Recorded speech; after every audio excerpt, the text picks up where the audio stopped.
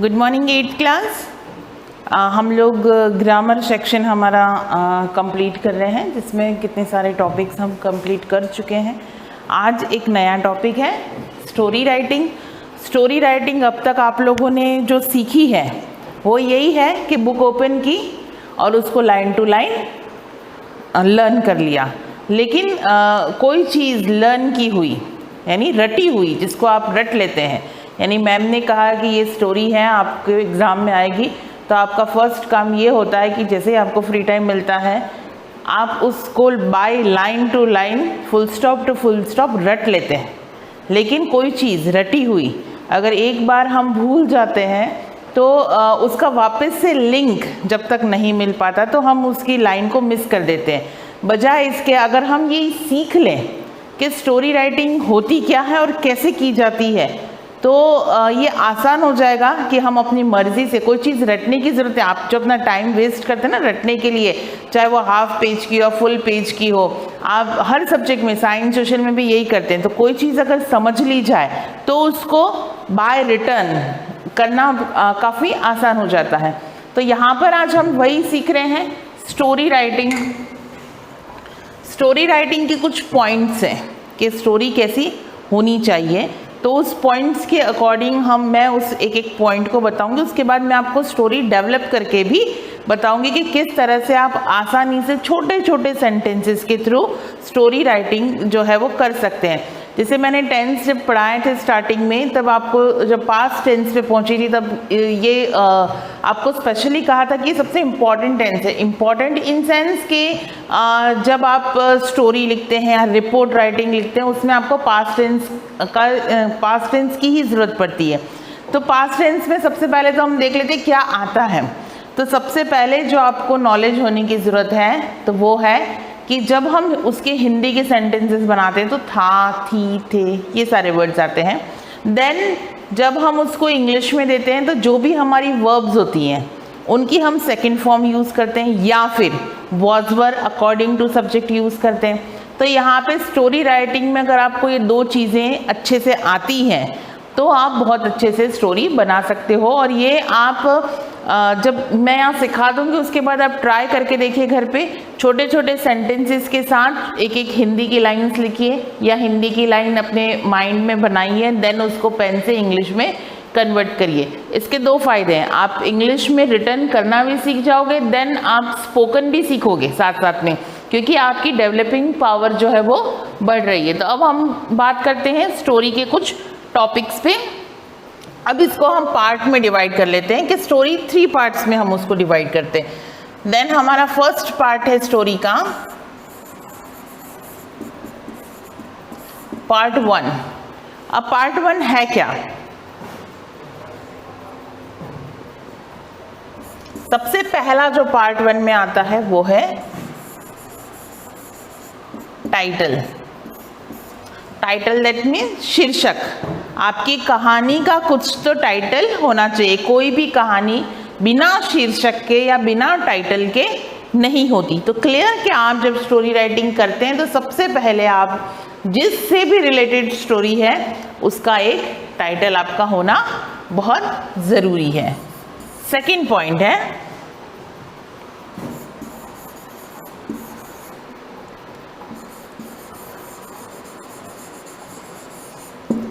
the beginning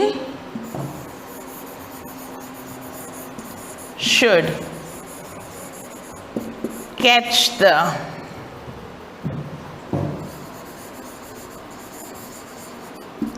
reader's attention। आपकी जो beginning है वो रीडर का अटेंशन कैच करनी चाहिए, यानी कि प्रॉपर वे में जो है आपको स्टार्ट करना है आपकी स्टोरी को। अब ये जो आपके नॉर्मली जो वर्ड्स होते हैं स्टार्ट करने वाले वो कौन से होते हैं, तो मैं यहाँ पर बता देती हूँ। वंस अपॉन अ टाइम, या फिर आप ले सकते हैं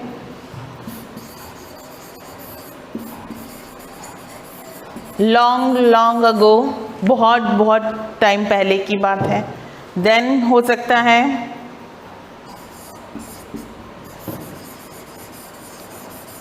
इट हैपेंड सो। तो ये सारी कुछ ऐसी छोटी छोटी वर्ड लाइन्स है जहाँ से आपकी स्टोरी स्टार्ट हो रही है। जैसे आप कोई भी स्टोरी ले लीजिए, आपकी स्टोरी जो है वंस देयर वाज या वंस अपॉन अ टाइम से ही स्टार्ट हो रही होगी। तो ये कुछ ऐसी चीज़ें हैं जो आपकी स्टार्टिंग को मेंशन करवाती हैं। अब हम बात करते हैं थर्ड पॉइंट की।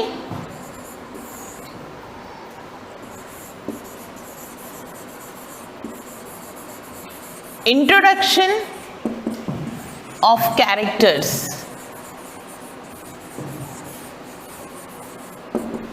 इंट्रोडक्शन ऑफ कैरेक्टर्स यानी आपकी जो स्टोरी है उसमें क्या कैरेक्टर्स है, आपके फर्स्ट 2-3 लाइंस के अंदर उनका इंट्रोडक्शन आना चाहिए या फिर उनके बारे में बता देना चाहिए कि ये जो स्टोरी है वो इसके बीच में घूमने वाली है। अच्छा, बहुत ज़्यादा कैरेक्टर्स भी नहीं होने चाहिए उसके अंदर, क्योंकि बहुत ज़्यादा कैरेक्टर्स होंगे तो आप ही उसको बनाने में कंफ्यूज हो जाएंगे। तो स्टोरी जो है, जो आप लोगों के कोर्स तक की जो स्टोरीज है वो 1, 2 और 3 कैरेक्टर्स के बीच में ही मूव ऑन करती है। अब इसका फोर्थ पॉइंट है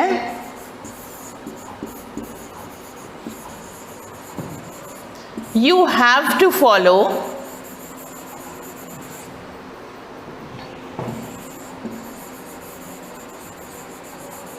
सीक्वेंस। आपको सीक्वेंस आप समझ गए होंगे, कंटिन्यूटीज की, या फिर कह सकते हैं लिंक। आप ऐसा नहीं कह सकते कि once there was a lion, एक बार एक लॉयन था और देन फिर हम उसकी कोई और बात पे आ जाते हैं। आपकी story by point two point और सीक्वेंस से चलनी चाहिए। आप पहले उसका एक आउटलाइन प्लॉट तैयार करते हैं, देन फिर आपको ये आइडिया रहता है कि मुझे अपनी बात को कितने कम शब्दों के अंदर या कितने कम वर्ड्स के अंदर एक स्टोरी के रूप में डेवलप करना है। तो आपका जो सेंटेंस होना चाहिए वो लिंक बाय लिंक होना चाहिए, इसीलिए उसका सीक्वेंस में होना बहुत ही ज़रूरी है, नहीं तो जो स्टोरी है वो बिना मतलब की लगती है। अब इसके अंदर पार्ट 1 के अंदर आपका लास्ट पॉइंट है the story should be logical और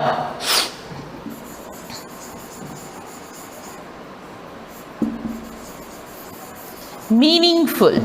आपकी जो स्टोरी है वो लॉजिकल होनी चाहिए, मीनिंगफुल होनी चाहिए, यानी कि सेंसलेस स्टोरीज। कभी आप लोग फ्रेंड्स जब आपस में बात करते हैं ना, तो कोई बच्चा होता है जो अपनी मनगढ़ंत कहानी सुना रहा होता है, जिसका कोई लिंक नहीं होता, जिस बात का कोई हाथ पैर नहीं होते हैं ना, तो ऐसी चीज़ों को लिंक बेस्ड नहीं कहा जाता, मीनिंगफुल या लॉजिकल नहीं कहा जाता।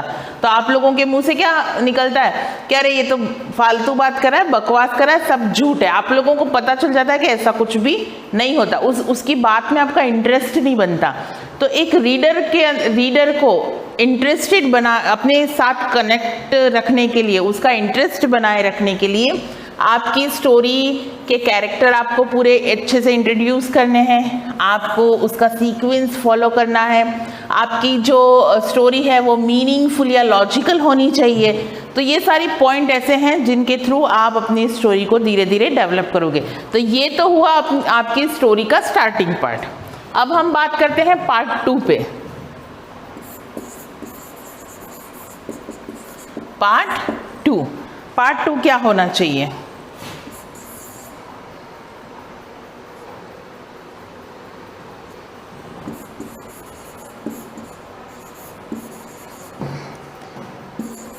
The type of plot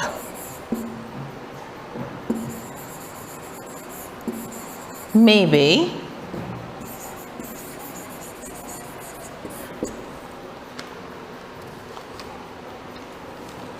adventure, scary, mystery और कॉमिक। अब एक स्टोरी जो है वो किन बेस पर बनी होती है? आपकी स्टोरी का जो मिड पार्ट है वो कैसा होना चाहिए? एडवेंचरस, जिसमें थोड़ा एडवेंचर हो, स्कैरी, थोड़ा सा डरावना हो, मिस्ट्री, जिसके अंदर कोई सस्पेंस हो, या फिर कॉमिक, या फिर हंसा देने वाला हो। तो ये 4-5 ऐसे बेसिक पॉइंट्स हैं जिनके ऊपर आपकी स्टोरी बनती है। अब हम आते हैं लास्ट पार्ट 3 पे। हमने कितने पार्ट्स में डिवाइड किया हमारी स्टोरी राइटिंग को? 3 पार्ट्स में। फर्स्ट पार्ट जिसमें कैरेक्टर इंट्रोडक्शन आया, उसका लॉजिकल होना आया, उसका मीनिंगफुल होना आया, उसको आपकी एक कनेक्टिव सीक्वेंस होनी बहुत ज़रूरी है। सेकेंड पार्ट आता है उसका प्लॉट में आपको पता होना चाहिए कि स्टोरी किस बेस पे मुझे बनानी है, डरावनी बनानी है, कॉमिक बनानी है, थ्रिल बनाना है, मिस्ट्री बनानी, कौन सी किस वे में हमको स्टोरी बनानी है। पार्ट 3 है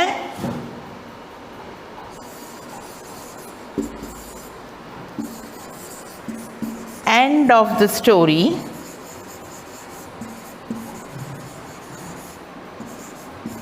should be clear, and second,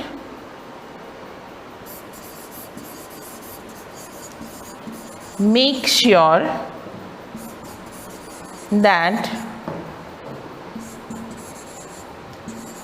the story has a moral। Third part में क्या आ गया? End of the story should be clear. आपकी स्टोरी का जो एंड है वो ऐसा नहीं होना चाहिए जो किसी के समझ में नहीं आए, एक प्रॉपर एंडिंग होनी चाहिए। And then the most important thing, make sure that the story has a moral मतलब सीख। आपने बुक में देखा होगा जितनी भी स्टोरीज होती हैं सबका एक नीचे मॉरल दिया होता है। तो उस मॉरल, कभी कभी ये भी मॉरल को भी दे देते हैं एग्ज़ाम में कि इसका मॉरल भी लिखिए, और ये आपको लिखना भी ज़रूरी होता है। तो मॉरल फुल स्टोरी का होना बहुत ही ज़रूरी है। ये तो हुई कुछ बेसिक चीज़ें जो मैंने आपको बताई कि किस तरह से स्टोरी राइटिंग की जाती है। अब आपको इन सब चीज़ों को, आपको लग रहा होगा कि हम तो स्टोरी जब पढ़ते हैं तो इतनी सारी चीज़ें तो हमने कभी देखी नहीं है, या फिर हमारे तो इजी वे यही है कि हम बुक खोलें और उस स्टोरी को रट लें। ये आपके लॉन्ग टर्म के लिए सिखाए हैं सारे rules. Long term in sense कि जब भी आपको कुछ लिखने की इच्छा हुई, या जब भी आपको कुछ बनाने की इच्छा हुई कि मैं अपना आंसर डेवलप करूं, मैं अपनी स्टोरी डेवलप करूं, मैं कुछ ग्रामेटिकल सेंटेंसेस डेवलप करूं, तो वहाँ पर आपको कुछ चीज़ों की ज़रूरत पड़ती है। जैसे मैंने यहाँ पे कहा था कि मीनिंगफुल होना चाहिए, लॉजिकल होना चाहिए, सीक्वेंसफुल होना चाहिए। अगर आपके सेंटेंस में सीक्वेंस नहीं है तो सेंटेंस भी गलत हो जाएगा। अगर आपकी बात लॉजिकल नहीं है तो कोई आपकी बात सुनेगा भी नहीं और पढ़ेगा भी नहीं। तो जो आप एग्ज़ाम में मार्क्स गेन करते ना, कभी कभी ये सोचते, अपने मन में सोच लेते मैंने आंसर बिल्कुल सही लिखा, फिर भी मैम मार्क्स नहीं देती। क्यों नहीं देते? क्योंकि वो तो सीक्वेंस में नहीं होता, या फिर वो लॉजिकल नहीं होता। आपने अपनी बात तो रखी होती है, लेकिन आपको जो वर्ड्स हैं वो प्रॉपरली एडजस्ट करने या उनको लाइन में बनाना नहीं आता है। इस वजह से आपका आंसर गलत हो जाता है। अब नेक्स्ट वीडियो में हम देखेंगे कि किस तरह से हम स्टोरी बनाते हैं। मैं यहाँ पर एक लॉयन एंड माउस की स्टोरी आपको बना के बताऊँगी, ताकि आपको वो चीज़, ये जितने भी पॉइंट्स हमने पढ़े हैं वो आपको ईज वे में समझ में आ जाए। Thank you.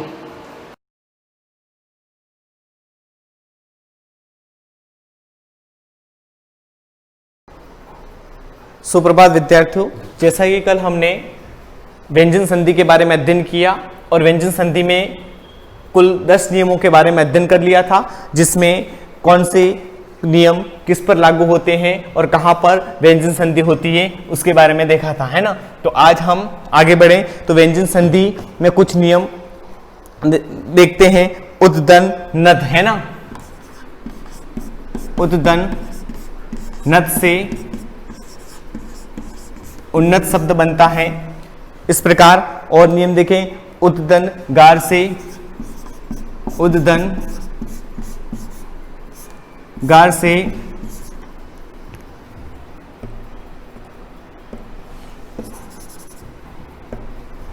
उद्दन गार से उद्गार शब्द बना,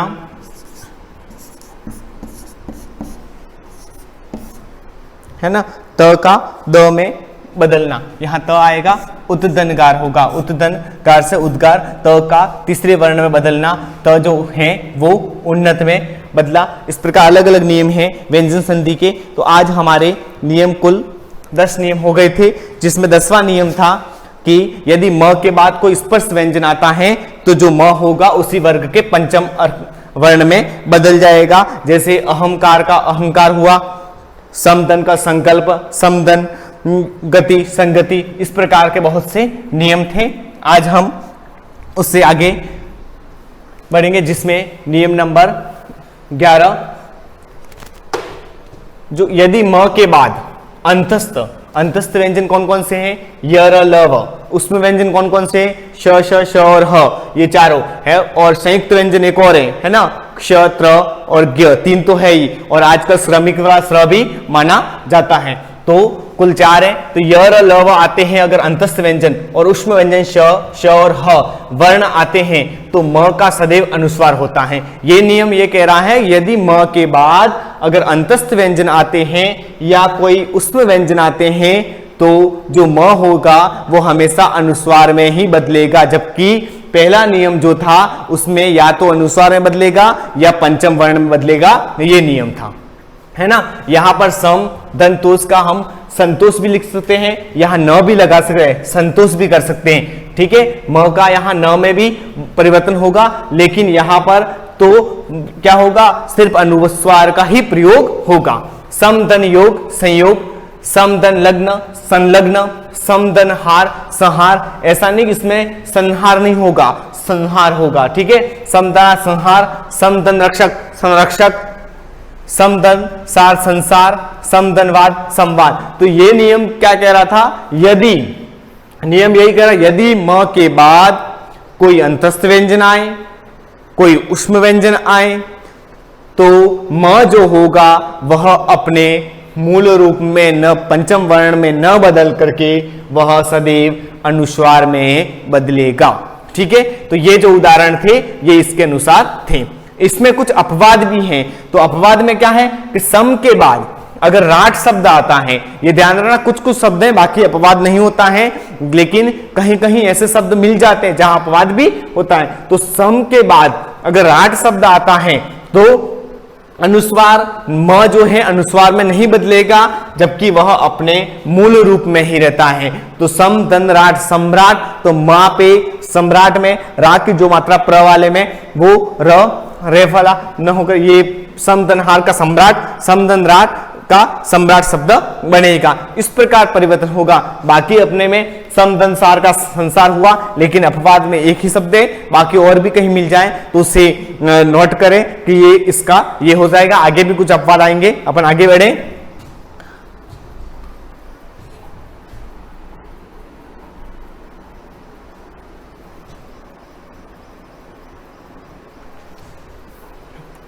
नियम नंबर 12, जब पहले पद के अंत में, पहला पद के अंत में क्या हो, स्वर हो, पहले पद के अंत में स्वर है, अनु का नु उस है, और आगे के पद का पहला वर्ण छ हो, पहला वर्ण क्या हो, छ, तो छ के स्थान पर छ हो जाता है। तो अनुदन छेद अनुच्छेद है ना, आदन छादन आच्छादन, वेदन छेद विच्छेद। तो यहां पर क्या था, पहले पद के अंत में स्वर आया है, बाद में अगर छ हो तो यहां पर इस प्रकार अनुच्छेद आच्छादन और विच्छेद ये शब्द इसके अंतर्गत बनेंगे। इसके बाद नियम नंबर 13 है, स से पहले यदि अ आ को छोड़कर कोई अन्य स्वर आए। यहां पर स से पहले यहां स दिया गया है, यहां स दिया गया है, यहां स दिया गया है, और यहां पर भी मूल जो वर्ण है हमारा स दिया गया है। तो ये नियम ये कह रहा है कि अ आ को छोड़ करके अगर स से पहले अ आ को छोड़ करके कोई भिन्न स्वर, अलग कोई स्वर आता है तो वहां पर स जो होगा वो श षटकोण वाले में बदल जाएगा, है ना। तो यहां अभिधन शेख का अभिषेक शब्द बना, विधन सम का विषम शब्द बना, सुदन सुप्ति का सुषुप्ति शब्द बना, और निधन सिद्ध का निषिद्ध शब्द बना। यहां पर भी कुछ है अपवाद में। तो यहां पर विस्मरण, विस्मरण देखो, वेदन स्मरण विस्मरण है, अपने आप में यही शब्द रहा। तो यहां पर नहीं बदला, लेकिन अगर नियम के अनुसार होता तो विस्मरण का ये जो श हलंत था वो इस श हलंत में बदलता, लेकिन कुछ अपवाद चलते हैं जिसके मद्देनजर यहां पर ये नियम लागू नहीं होता है विस्मरण में। बाकी इन सब चारों शब्दों में अपन देखें तो ये नियम है वो हमारा सिद्ध होता है। तो यहां स से पहले अ को छोड़ करके कोई अन्य स्वर आए तो स का श षटकोण में बदल जाता है। अब नियम नंबर 14 है री, र और श, ये तीनों हलंत के बाद जब कोई स्वर आए, र श, इनके बाद क्या है, कोई क वर्ग कोई स्वर आए, या तो कोई स्वर आए, ठीक है हमारा स्वर है, या फिर कोई प वर्ग का वर्ण आए। अब यहां पर तीनों तो स्वर हैं लेकिन ये पर वर्ग का वर्ण भी है। देखें प्रमाण में म जो है वो प फ ब भ म, हमारा म प वर्ग का वर्ण है, पंचम वर्ण है, या अनुस्वार आता है, या कहीं अनुस्वार का प्रयोग होता है, अथवा य व और ह, ये तीनों वर्ण में से कोई वर्ण आता है तो अंत में आने वाला न अण हो जाता है। जो अंत में अन का न, अन का न, अयन का न और न मान का, ये जो न हो गए वो सब किसमें, अण में बदल जाएंगे, पंचम वर्ण में, है ना। तो ट के पंचम वर्ण में बदल जाएंगे। तो प वर्ग नियम है री र श के बाद कोई स्वर आए, कोई क वर्गीय, कोई प वर्गीय वर्ण आए, कोई अनुस्वार आए और य व ह आए तो अंत में आने वाला वर्ण न अण हो जाता है। भरधन अन का वर्ण हुआ, भूषधन अन का भूषण, रामधन अयन रामायण और प्रधन मान प्रमाण, है ना। देखो ये रामायण हमारा दीर्घ संधि में मान राम अ और अयन अ से आ होता है, लेकिन यहाँ पर व्यंजन संधि के अनुसार अपने नियम के अनुसार चलते हैं तो व्यंजन से रामायण होगा, रामायण होगा अण में, और जो होगा उसमें रामायण न, अगर रामायण होता है, रामायण होता है व्यंजन संधि, रामायण न रामायण होता है तो वहां पर दीर्घ संधि रामधन अयन रामायण, तो वहां पर अण का न होगा तो दीर्घ संधि और अण होगा तो व्यंजन संधि, ये ध्यान रखना है।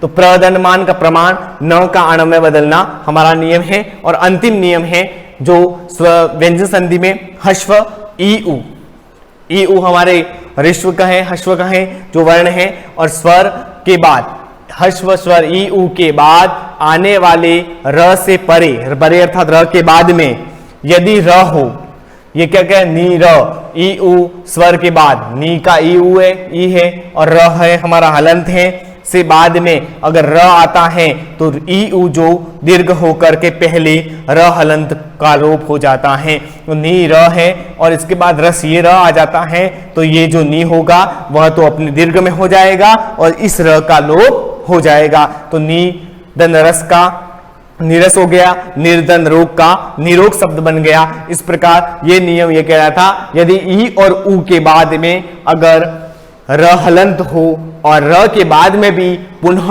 र पूर्ण हो तो वहां पर जो आगे वाला र हलंत से पहले वाला जो वर्ण है वह दीर्घ में बदल जाएगा और र हलंत के बाद जो है वह अपने आप में लुप्त हो जाएगा, वह हट जाएगा और उससे पहले वाला जो वर्ण है दीर्घ हो जाएगा, जिसके कारण यहाँ नीर और रस का नीरस हो गया, निर्धन रोग का निरोग शब्द बन गया। इस प्रकार हमने संधि प्रकरण के व्यंजन संधि में कुल 15 इसके नियमों को देखा और 15 नियमों में देखा कि किस कैसे कैसे संधि के नियम किस किस पर लागू होते हैं और उन संधि प्रकरण में व्यंजन संधि का क्या महत्व है। अगर व्यंजन संधि नहीं होती तो क्या होता, किन किन शब्दों का उच्चारण व्यंजन संधि से होता है, किन किन शब्दों का उच्चारण स्वर संधि से होता है, इन सब के बारे में अध्ययन करना अति आवश्यक है। संधि प्रकरण में हमने प्रथम स्वर संधि और स्वर संधि की परिभाषा, व्यंजन संधि की परिभाषा के बारे में अध्ययन कर लिया था। पुनः आपसे विसर्ग संधि और उसके विसर्ग संधि के प्रमुख नियम क्या है, विसर्ग संधि में क्या होता है, विसर्ग का लोप होता है या विसर्ग को लगाया जाता है, इन सब के बारे में पुनः उसके बारे में अध्ययन करेंगे। उसकी परिभाषा के साथ एक एक करके उन नियमों के बारे में आगे बढ़ने का प्रयास करेंगे। इस प्रकार आगे धन्यवाद। ठीक है, आगे का जो है वो विसर्ग संधि के बारे में अपन अध्ययन करेंगे। धन्यवाद।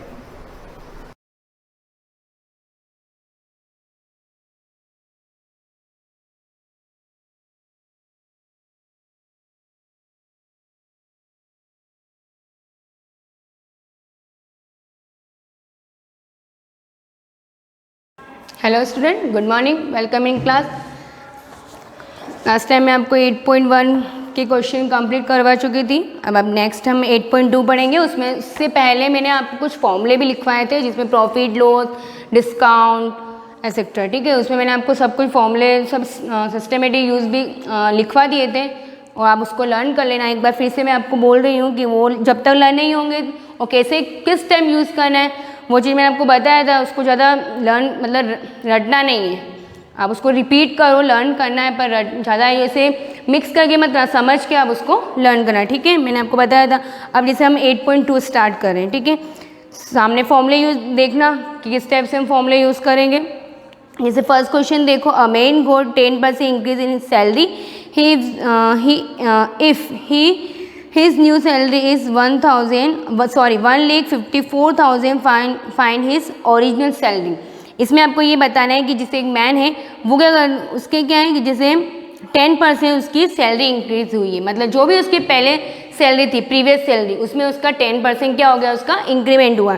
और उसके जैसे 10% इंक्रीमेंट हुआ तो वो कितनी सैलरी बन गई है, 1,54,000। अब आपको ये बताना है कि उसकी पहली वाली सैलरी कितनी थी, मतलब ओरिजिनल, मतलब प्रीवियस, कि अगर जो भी वैल्यू अगर इंक्रीज होती तो वो हमेशा क्या होती, ओरिजिनल वैल्यू पर ही होती, मतलब जो भी हमारी पुरानी वैल्यू होती है उस पर ही होती है। जैसे मैंने आपको बताया था कि कोई भी जैसे डिस्काउंट, जैसे कोई प्रॉफिट पर, जैसे प्रॉफिट हमें देना हो तो जो भी सीपी होती है, अब जैसे प्रॉफिट हमें देना हो तो सीपी पर ही देंगे।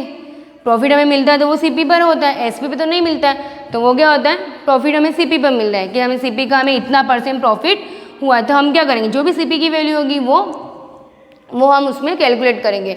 अब जैसे हमें डिस्काउंट फाइंड करना हो, जैसे हमें डिस्काउंट की वैल्यू फाइंड करना है, जैसे 200, अब 200 हमारी क्या है, जो मेन वैल्यू है, अब इसी का हमारे क्या है, मीन्स डिस्काउंट में एमपी होती है। अब यहाँ पर जैसे यहाँ पर इसका 50% दे रखा है, यहाँ पर आपको 50% दे रखा है, तो जो हमारा मार्क प्राइस है उसी का 50, तो ये हमारे एक टाइप से क्या हो गया, मेन वैल्यू हो गई, मतलब वैल्यू ये, ओरिजिनल वैल्यू ये, और इसी का 50। अब जैसे इसका मैंने 50% ऑफ किया है, मीन्स डिस्काउंट किया। अब यहाँ पर हमारे न्यू यहाँ पर क्या आ जाएगी, यहाँ पर आपके नया आ जाएगा, जैसे डिस्काउंट करके ये न्यू प्राइस आ जाएगी, यहाँ पर क्या आ जाएगी, न्यू प्राइस आ जाएगी। जैसे मैंने इसको डिस्काउंट कट कर दिया, ठीक है, जैसे 200 का मैंने 50% किया, 100 आ गया। अब क्या हुआ, इसका मैं 200 में 100 माइनस करूँगी तो यहाँ पर न्यू प्राइस कितनी आ गई, 100 आ गई, 100 आ गई। तो अब ये बताना है कि जैसे इतना डिस्काउंट हुआ है, मतलब इतना इंक्रीमेंट हुआ है, और यहाँ पर न्यू प्राइस दे रखी है, मतलब इतना करके न्यू प्राइस। अब यहाँ पर ये बताया कि इसकी पुरानी जो वैल्यू थी वो कितनी थी, मतलब पुरानी सैलरी कितनी थी, पुरानी प्राइस कितनी थी, ये चीज़ आपको बतानी है, ठीक है, समझ में आ गया। तो इस टाइप से आपको इसी क्वेश्चन में भी करना है कि अमेन को जैसे 10% इंक्रीज हुई है उसकी सैलरी में जितनी भी थी, और सैलरी पर से न्यू सैलरी उसकी कितनी होगी, 1,54,000, और उसके अब ओरिजिनल सैलरी फाइंड करनी है। तो हम क्या लेंगे, जैसे ओरिजिनल के लिए हम इसको क्या ले लेते हैं, एक्स ले लेते हैं। तो लोग क्लियर, देखते हैं। तो क्वेश्चन नंबर है आपके 8.2 का फर्स्ट। जैसे फर्स्ट हमने लिख दिया है, let the original salary be X, clear. अब यहाँ पर सैलरी भी एक्स हो गई। अब यहाँ पर क्या करेंगे, जैसे हमें न्यू सैलरी भी लिख दो। जैसे वर्ड प्रॉब्लम है तो इसमें आपको लैंग्वेज तो मेंशन करनी है। अब न्यू सैलरी 1,54,000, क्लियर। अब यहाँ पर क्या बनेगी, अब देखना इक्वेशन हमें कैसे फॉर्म करनी है, जैसे हमने इक्वेशन फॉर्म करना आता है आपको। अब यहाँ पर देखो एक्स, ये हमारी क्या हो गई, ये हमारी ओरिजिनल सैलरी। इसमें वो क्या करेगा, प्लस करेगा, इसमें हमारे प्लस करनी, क्या करनी है, सैलरी। अब यहाँ पर जैसे 10% उसके इंक्रीमेंट हुआ है, कितना % इंक्रीमेंट हुआ है, यहाँ पर 10%। जैसे यहाँ पर 10% इंक्रीमेंट हुआ है। अब 10% किसका इंक्रीमेंट हुआ, प्रीवियस सैलरी का। प्रीवियस सैलरी में 10% हुआ, तो यहाँ पर हम क्या करेंगे, एक्स, ये तो पुरानी सैलरी है, प्लस यहाँ पर एक्स का 10%। एक्स का 10% एक बार तो हम ऐसे ही लिखेंगे एक्स का, क्योंकि यहाँ पर कोई वैल्यू नहीं है। अगर यहाँ पर कोई वैल्यू होती तो हम उसको डायरेक्ट ऐड कर देते हैं, बट यहाँ पर ऐसे ही लिखेंगे एक बार तो, इक्वल में न्यू सैलरी, इक्वल में क्या आ गई, न्यू सैलरी। अब देखो ये ओरिजिनल सैलरी में जो भी इंक्रीमेंट हुआ वो मतलब वो भी जो भी पुरानी सैलरी का जो भी 10% इंक्रीमेंट होगा वो वाली वैल्यू इक्वल ये आपकी हो गई न्यू सैलरी, मतलब इन दोनों को प्लस करके न्यू सैलरी बनेगी। तो ये अब देखना है इसमें यहाँ पर न्यू सैलरी बन रही है। अब x प्लस, अब इसको सॉल्व कर दो, कैसे क्या होगा, 0 से 0 कट, ठीक है क्लियर। अब 0 0 कट हो गया, अब सॉल्व कर दो, x प्लस यहाँ पर क्या हो जाएगा आपके 0 से 0 कट हो गया, यहाँ पर 1/10x, ठीक है, इक्वल्स टू यहाँ पर हो गया आपके 1,54,000। यहाँ पर देखना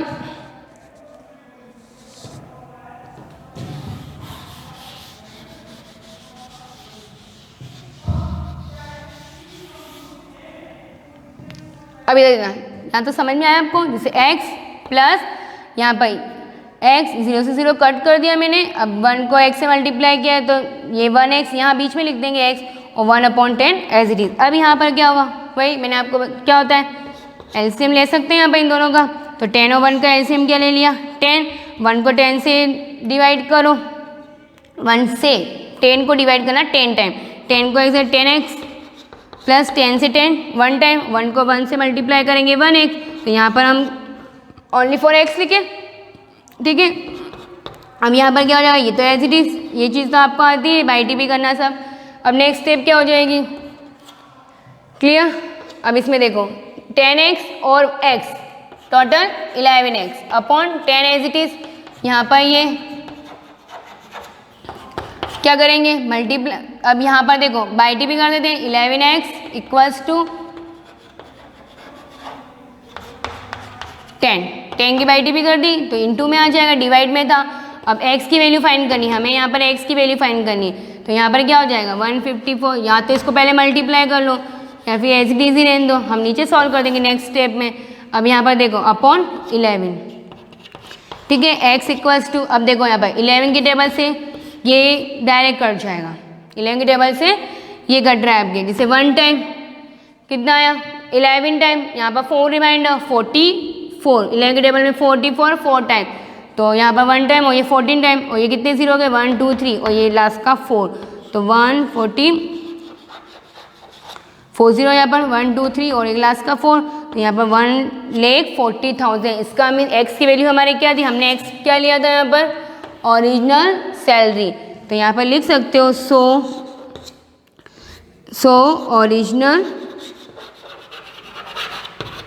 ओरिजिनल सैलरी रुपीस में लिख देना 1,40,000 रुपीज़, ठीक है। अब जैसे 1,40,000 हो गए, अब अगर आपको चेक करना हो, देखो चेक करके अगर आपको ये देखना है कि ये वाली चीज़ कहाँ से आ रही है, तो आप क्या करोगे 1,40,000 का 10% फाइन करना, कितना 10% फाइन करके देखना, ये सब आप रफ में करके देखना, क्या करोगे मैं यहाँ नहीं बताऊँगी। जैसे यहाँ पर क्या करना है, जैसे 1,40,000 का आप 10% फाइन करना, जैसे हमारे ओरिजिनल वैल्यू आ गई उसका 10% आप फाइन कर देना, ठीक है। 10% फाइन करके आप जो भी वैल्यू आएगी उसको आप क्या करोगे कि 1,40,000 में उसको आप जो भी हमारे इंक्रीमेंट आएगा ना उसको हम उसमें प्लस कर देंगे, तो ये चीज़ आपके आ जानी चाहिए, क्लियर। ये चीज़ आप उस रफ में करके देखना ताकि आपके वेरीफाई भी हो जाए साथ साथ में, क्लियर। अब जैसे आपके नेक्स्ट क्वेश्चन देखना, second question, on Sunday 845 people went to the zoo, on Monday only 169 people went, what is the percent decrease in the people visiting the zoo on Monday. इसमें आपको ये बताना है कि जिस संडे के दिन 845 पीपल जू में गए, ठीक है, जू घूमने गए, जू में जाते ही हैं। अब यहाँ पर मंडे और मंडे के दिन 169 पीपल गए, तो अब इसमें क्या हुआ, अब इसमें आपको डिक्रीज परसेंट फाइन करना कि पीपल का कितना डिक्रीज परसेंट, ऑब्वियस इसमें दिख रहा है कि डिक्रीज परसेंट ही हो रहा है, डिक्रीज हो रही है ना वैल्यू की। संडे को तो 845 गए, क्लियर, और मंडे को कितने हो गए 169, तो कम हो गए, संडे से तो मंडे कम हो गया ना, तो अब इसमें क्या हो गया पीपल, अब इसमें ये पूछा है कि कितने डिक्रीज परसेंट, मतलब कितने पीपल, मतलब डिक्रीज वैल्यू कितनी हुई है, वैल्यू भी पूछी है और डिक्रीज परसेंट भी पूछा है। तो डिक्रीज परसेंट से पहले हम क्या करेंगे वैल्यू फाइंड करेंगे, तो वैल्यू कैसे, मैंने आपको एक डिक्रीज का बताया भी था, डिक्रीज और इंक्रीज, जैसे कोई भी हमें डिक्रीज परसेंट फाइंड करना हो या इंक्रीज फाइंड करना है तो हमें क्या करना है डिक्रीज वैल्यू फाइंड करनी है, और डिक्रीज वैल्यू जैसे इंक्रीज वैल्यू फाइंड करेंगे और ओरिजिनल वैल्यू में डिनोमीटर में यूज़ करके उसको मल्टीप्लाई 100 कर देंगे। ये चीज़ मैंने आपको बताई भी थी प्रीवियस क्लास में, ठीक है। अब इसमें देखो, इसे अब क्वेश्चन कर लेते हैं ये वाला भी।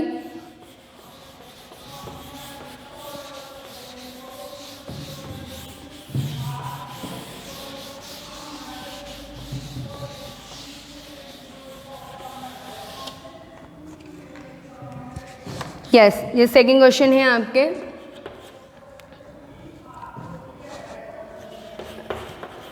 People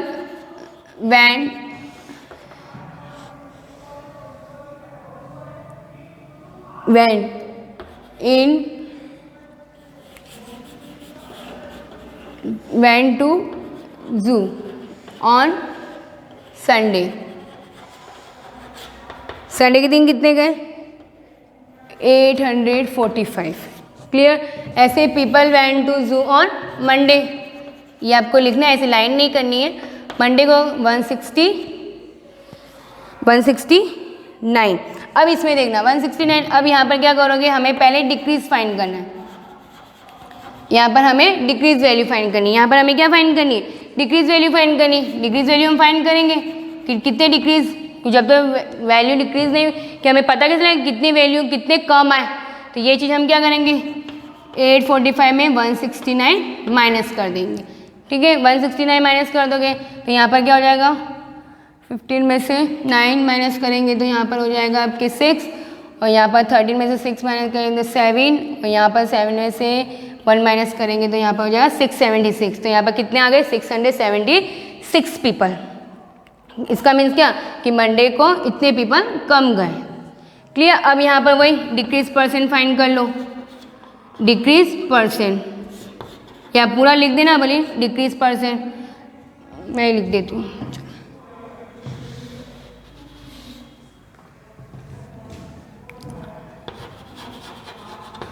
decrease percent. अब डिक्रीज परसेंट के वही मैंने आपको बताया डिक्रीज वैल्यू। अब डिक्रीज वैल्यू कितनी है, 676।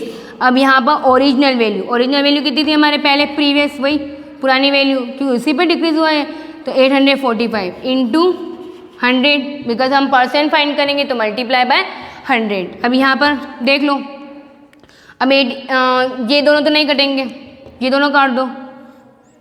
हम ऐसे करते हैं, इन दोनों को 5 के टेबल से कट कर दें, क्योंकि बिकॉज ये 3 के टेबल से कुछ कट नहीं होना है, तो ये 5 के टेबल से कट कर देते हैं। तो 5 के टेबल में ये तो आ गए आपके 20 टाइम, ठीक है। और ये मैंने कट कर दिया, जैसे ये हो गया 1 टाइम, ठीक है, 1 टाइम। और ये 30, ये हो गए आपके 34, ठीक है, रिमाइंडर 34। तो 6 टाइम 30, ठीक है, उसके बाद 4 रिमाइंडर, तो ये हो गया 169। क्लियर। अब 169 और 676 ये कौन से टेबल से डिवाइड होंगे, 169 और 76, ये आपके 4 के टेबल से तो नहीं होंगे, 20 है। डाय 169 के टेबल से भी डिवाइड करके देख सकते हो। डाय 169 के टेबल से नहीं तो आप 13 के टेबल से चेक करो। 13 के टेबल से हो रहा नहीं हो रहा है, 13 के टेबल देखो, क्योंकि 13 का स्क्वायर है, तो आई थिंक 13 के टेबल से हो सकता है। 13 के टेबल में देखो 13 टाइम, ठीक है। एक बार हम चेक कर रहे हैं यहाँ पर 13 के टेबल में 13 टाइम 169, और ये कितने टाइम आएगा, 5 टाइम 65, ठीक है, 2, और यहाँ पर हो गए आपके 13 2 26, तो 2 टाइम फुली डिवाइडेड है, ठीक है, 13 टाइम। अब 13 के टेबल से ये भी 52 कट रहा है 4 टाइम। क्लियर। 13 4 52, और 20 और 4 को अगर मल्टीप्लाई करते हो तो आपके आंसर आता है फाइनली 80%। कितना आता है, 80%। इसका मीन्स डिक्रीज परसेंट उस कितना हुआ, 80% हुआ। कितना हुआ, 80%। ये आपकी फाइनल आंसर। क्लियर। अब है आपके नेक्स्ट, समझ में आया डिक्रीज वैल्यू स्टेप से। अगर ऐसा इंक्रीज वैल्यू भी दे रखा हो तो इंक्रीज भी आप ऐसे ही फाइंड करना है, ठीक है। इंक्रीज में भी आपको यही दे रखा होगा, इंक्रीज वैल्यू फाइंड करनी हो तो ये भी यही है। अब नेक्स्ट है आपके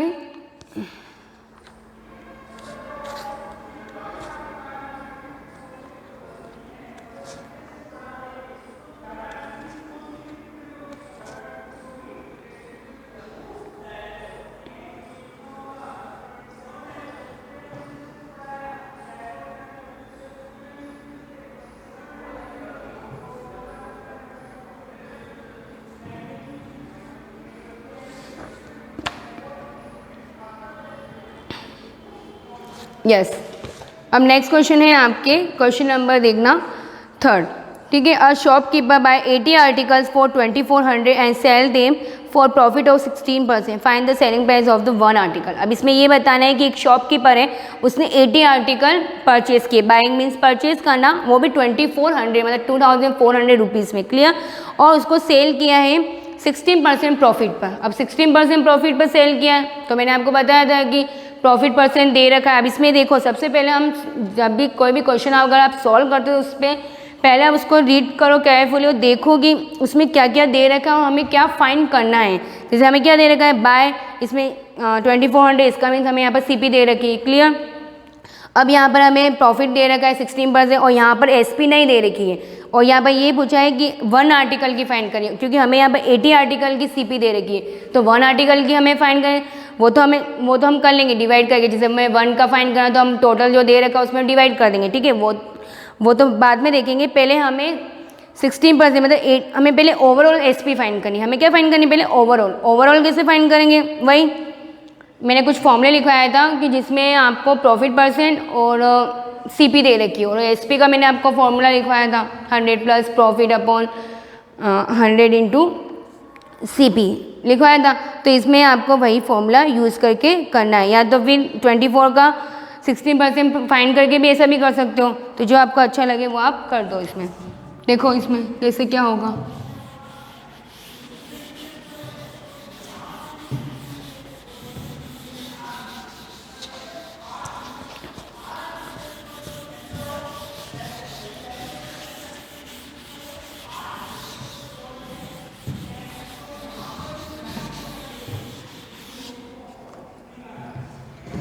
जैसे नेक्स्ट है आपके 3rd, ठीक है। शॉपकीपर बाय, अब यहाँ पर देखना, जिसे लिखना सीपी ऑफ 80 आर्टिकल, 80 आर्टिकल्स कितने दे रखे हैं यहाँ पर 2400, क्लियर। यहाँ पर आपको प्रॉफिट परसेंट दे रखा है, प्रॉफिट परसेंट यहाँ पर क्या हो गया आपके 16%, क्लियर 16%। अब इसमें आप वही फॉर्मूला यूज़ करो, ठीक है। अब जैसे इसमें मैंने फॉर्मूला यूज़ कर लिया एसपी का फॉर्मूला क्या हो जाएगा 100 प्लस प्रॉफिट परसेंट, ठीक है। 100 plus profit percent upon 100 into, और यहाँ पर क्या हो जाएगा, यहाँ पर आपके सीपी, तो वैल्यू पुट ऑन करो 100 प्लस प्रॉफिट कितना है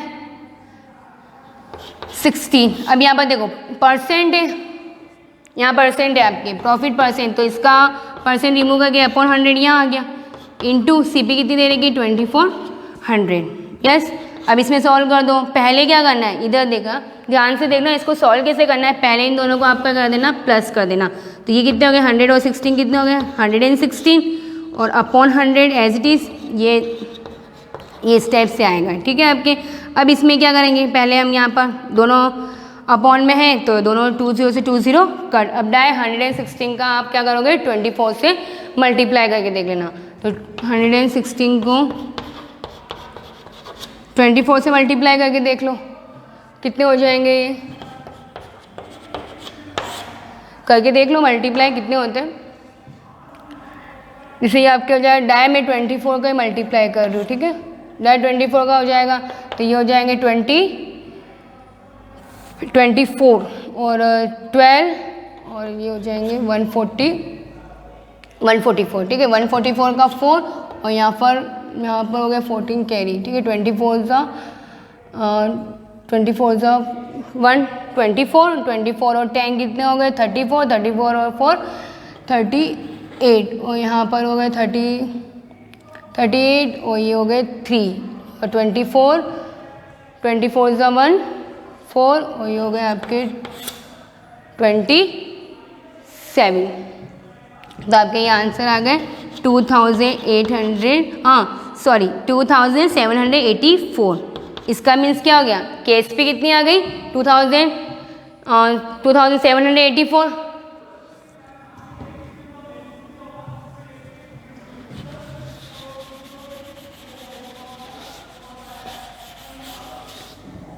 अब इसमें देखना 2000 ये आ गई, तो ये क्या आ गई हमारी SP, तो यहाँ पर लिख देना SP ऑफ 80 का आर्टिकल। अब यहाँ पर 80 आर्टिकल्स की, क्योंकि हमारे जो प्रॉफिट ना जो CP थी वो भी 80 आर्टिकल की, तो हमने तो यहाँ पर जो भी SP ओवरऑल फाइंड की अभी तो SP ऑफ 80 आर्टिकल्स कितनी हो गई 2784 रुपीज़। क्लियर। अब यहाँ पर हमें क्या फाइंड करना है, यहाँ पर हमें SP फाइंड करनी है 1 की, तो यहाँ पर SP ऑफ 1 आर्टिकल, तो 1 आर्टिकल कितनी हो जाएगी, इसमें किससे डिवाइड कर देंगे बाय 80, क्योंकि हमें 1 का फाइंड करना है, तो क्या हो जाएगा 80 से फाइंड कर दो, तो डायरेक्ट कौन से टेबल से यूज हो जाएगा। सबसे फर्स्ट सॉरी यहाँ पर 4 है, 4 है, हाँ यहाँ पर 0 नहीं है, तो यहाँ पर ये तो 80 दे रखा है। ठीक है, अब इसको हम डायरेक्ट कौन से टेबल से यूज़ करें, डायरेक्ट 8 के टेबल से कट करके देख लो, अगर होता हो तो 8 के टेबल से कट करके देखो, तो 8 3 सा 24, यहाँ पर 3 रिमाइंडर 38, यहाँ हो गए 4। ठीक है, तो यहाँ पर कितने हो गए 32, और 38 में 32 माइनस करोगे तो 64 8 टाइम। क्लियर, तो 8 टाइम फुली डिवाइडेड हो गया अपॉन, तो इसका मीन्स 8 के टेबल से कट रहा है, तो 8 के टेबल से 348 टाइम, और ये कट गया आपके 10 टाइम, तो यहाँ पे कितने हो गए 348 अपॉन 10, तो यहाँ पर 348 अपॉन 10। अब यहाँ पर 10 है, तो 10 से डिवाइड करो या पॉइंट्स डायरेक्ट शिफ्ट कर दो, तो ये आ गया। अब यहाँ पर रुपीज़ में दे रखा है, तो 34.8 नहीं लिख सकते, तो यहाँ पर आप क्या लिख सकते हो, रुपीज़ करके क्या लिखोगे 34.80, मतलब 0 लगाना जरूर, क्योंकि यहाँ पर रुपीज़ है, तो 34 रुपीज़ और 80 पैसे। इसका मीन्स क्या है कि 1 आर्टिकल कितने में सेल हुआ 34.80 पैसे में हुआ। क्लियर, तो ये क्वेश्चन आपके कंप्लीट हो गया यहाँ पर। अब इसे 4th क्वेश्चन देखना, the cost of an article was 15,500 and 450 was spent on its repair, it's all for the profit of the 15% and find the selling price of the article। अब इसमें देखो, जैसे आपको इसमें CP दे रखी, वही आर्टिकल की कितनी दे रखी 15,500। ठीक है, आर्टिकल की दे रखी। अब इसमें 450 स्पेंट हुए, वो भी रिपेयर के, जैसे कोई भी चीज़ है उसको रिपेयर करने के लिए 450 दे, इसका मीन्स ये क्या चीज़ है ओवरहेड एक्स्ट्रा चार्जेस, तो ये किस में ऐड हो जाएगा टोटल CP में। तो आप क्या करोगे, पहले लिखोगे कि CP of article equals to 15,500, then लिखना ओवरहेड चार्ज इक्वल्स टू 450, या फिर ऑन इट्स रिपेयर कुछ भी लिख सकते हो। ठीक है, फिर लिखना सो टोटल CP और टोटल CP में आप ये दोनों को ऐड करके लिख देना। फिर इसमें प्रॉफिट परसेंट 15 दे रखा है, तो वही प्रॉफिट परसेंट 15 और SP फाइंड करनी है, तो SP के लिए यही फॉर्मूला यूज़ कर लेना, वैल्यू पुट ऑन करके कर देना। ठीक है, बस यही पूछा है, इसमें कोई 1 आर्टिकल ऐसा कुछ पूछा नहीं, तो डायरेक्ट कर देना। ठीक है, ये 4th क्वेश्चन आपके होमवर्क में, और नेक्स्ट क्वेश्चन मैं आपको नेक्स्ट क्लास में कंटिन्यू कराऊंगी। Thank you.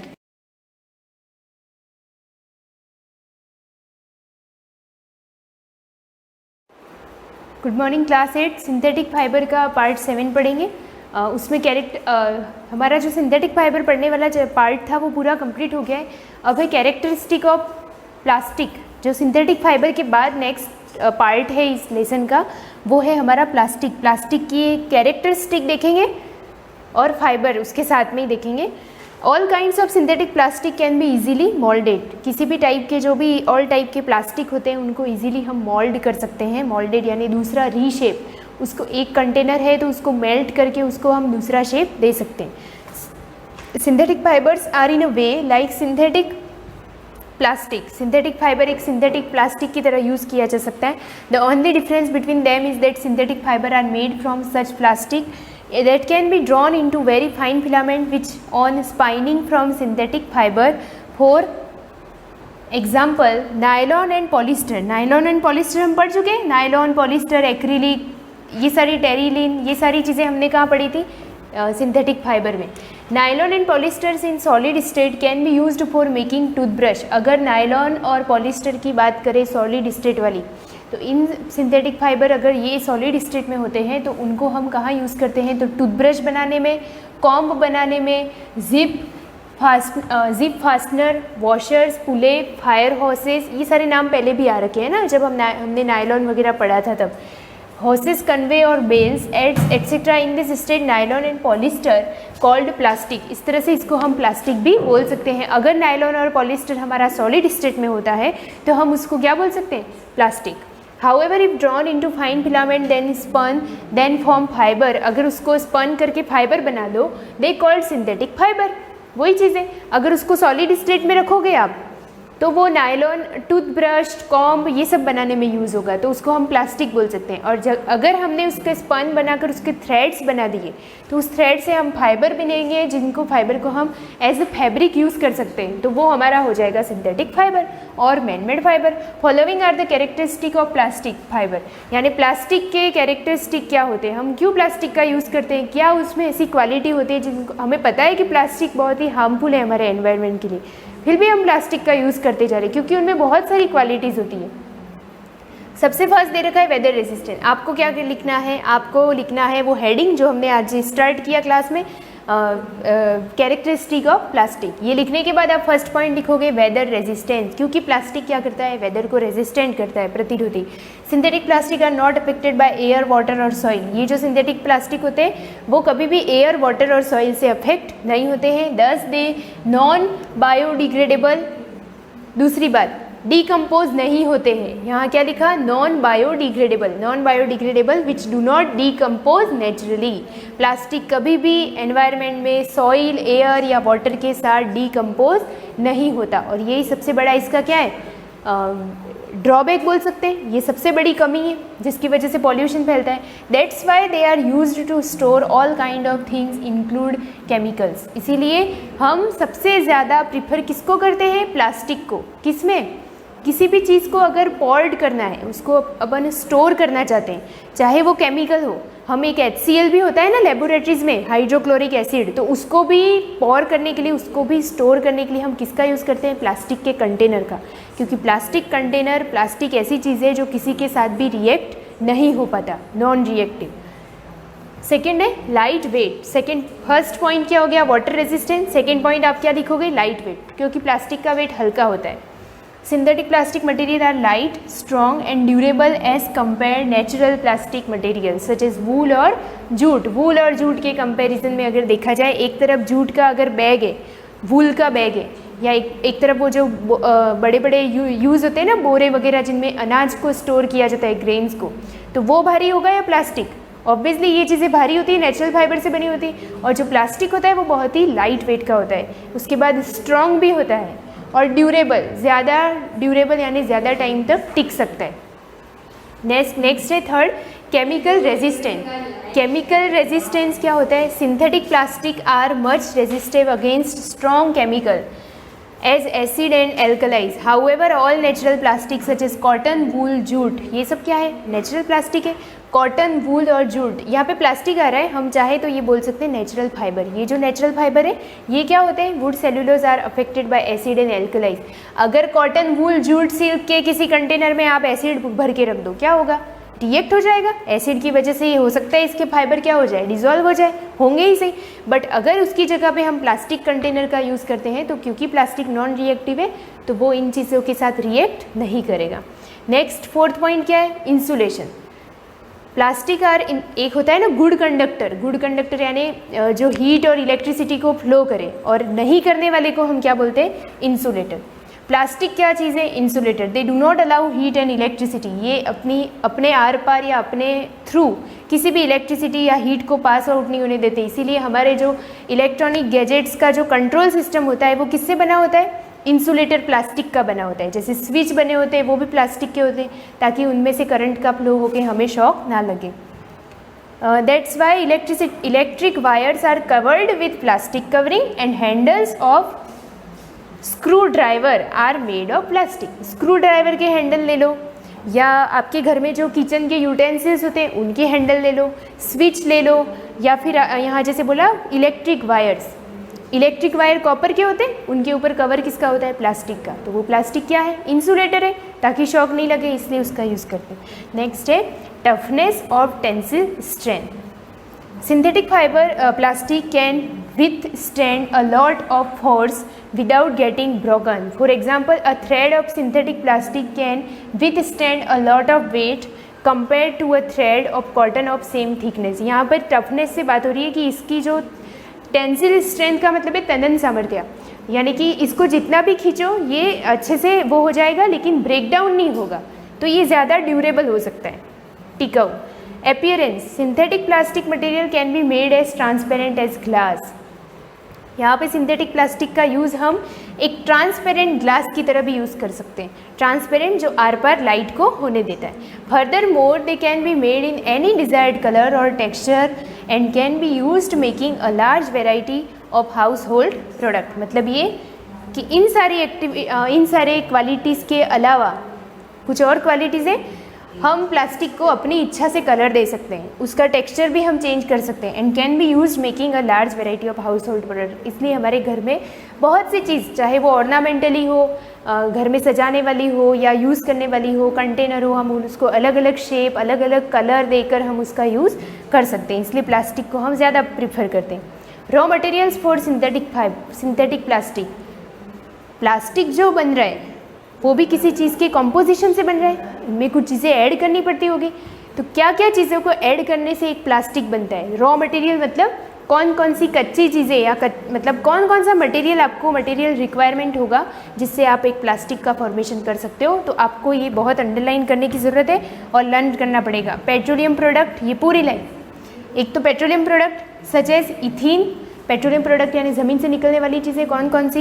Ethene, propene, benzene, toluene etcetera are the raw material of for the synthetic plastic. अगर सिंथेटिक प्लास्टिक बनाना है तो 1 इथीन, 2 प्रोपीन, 3 बेंजीन और टोलुइन, ये 4 पेट्रोलियम प्रोडक्ट आपके पास होने चाहिए, तब जाके क्या बनता है? Plastic. This materials are either directly polymerised और first converted into suitable non-monomer chemical and then polymerized to form synthetic plastic। इस तरह से जो प्रोसेस होता है उसके ज़रिए प्लास्टिक बनाया जाता है। अब मैं नेक्स्ट क्लास में पढ़ाऊंगी काइंड्स ऑफ सिंथेटिक प्लास्टिक के कितने टाइप होते हैं, थर्मोप्लास्टिक और थर्मोसेटिंग। यहाँ तक कि आप नोट्स बना देना।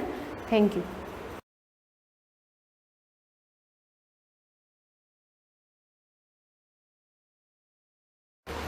गुड मॉर्निंग स्टूडेंट्स, हम सेकेंड चैप्टर पढ़ रहे थे land.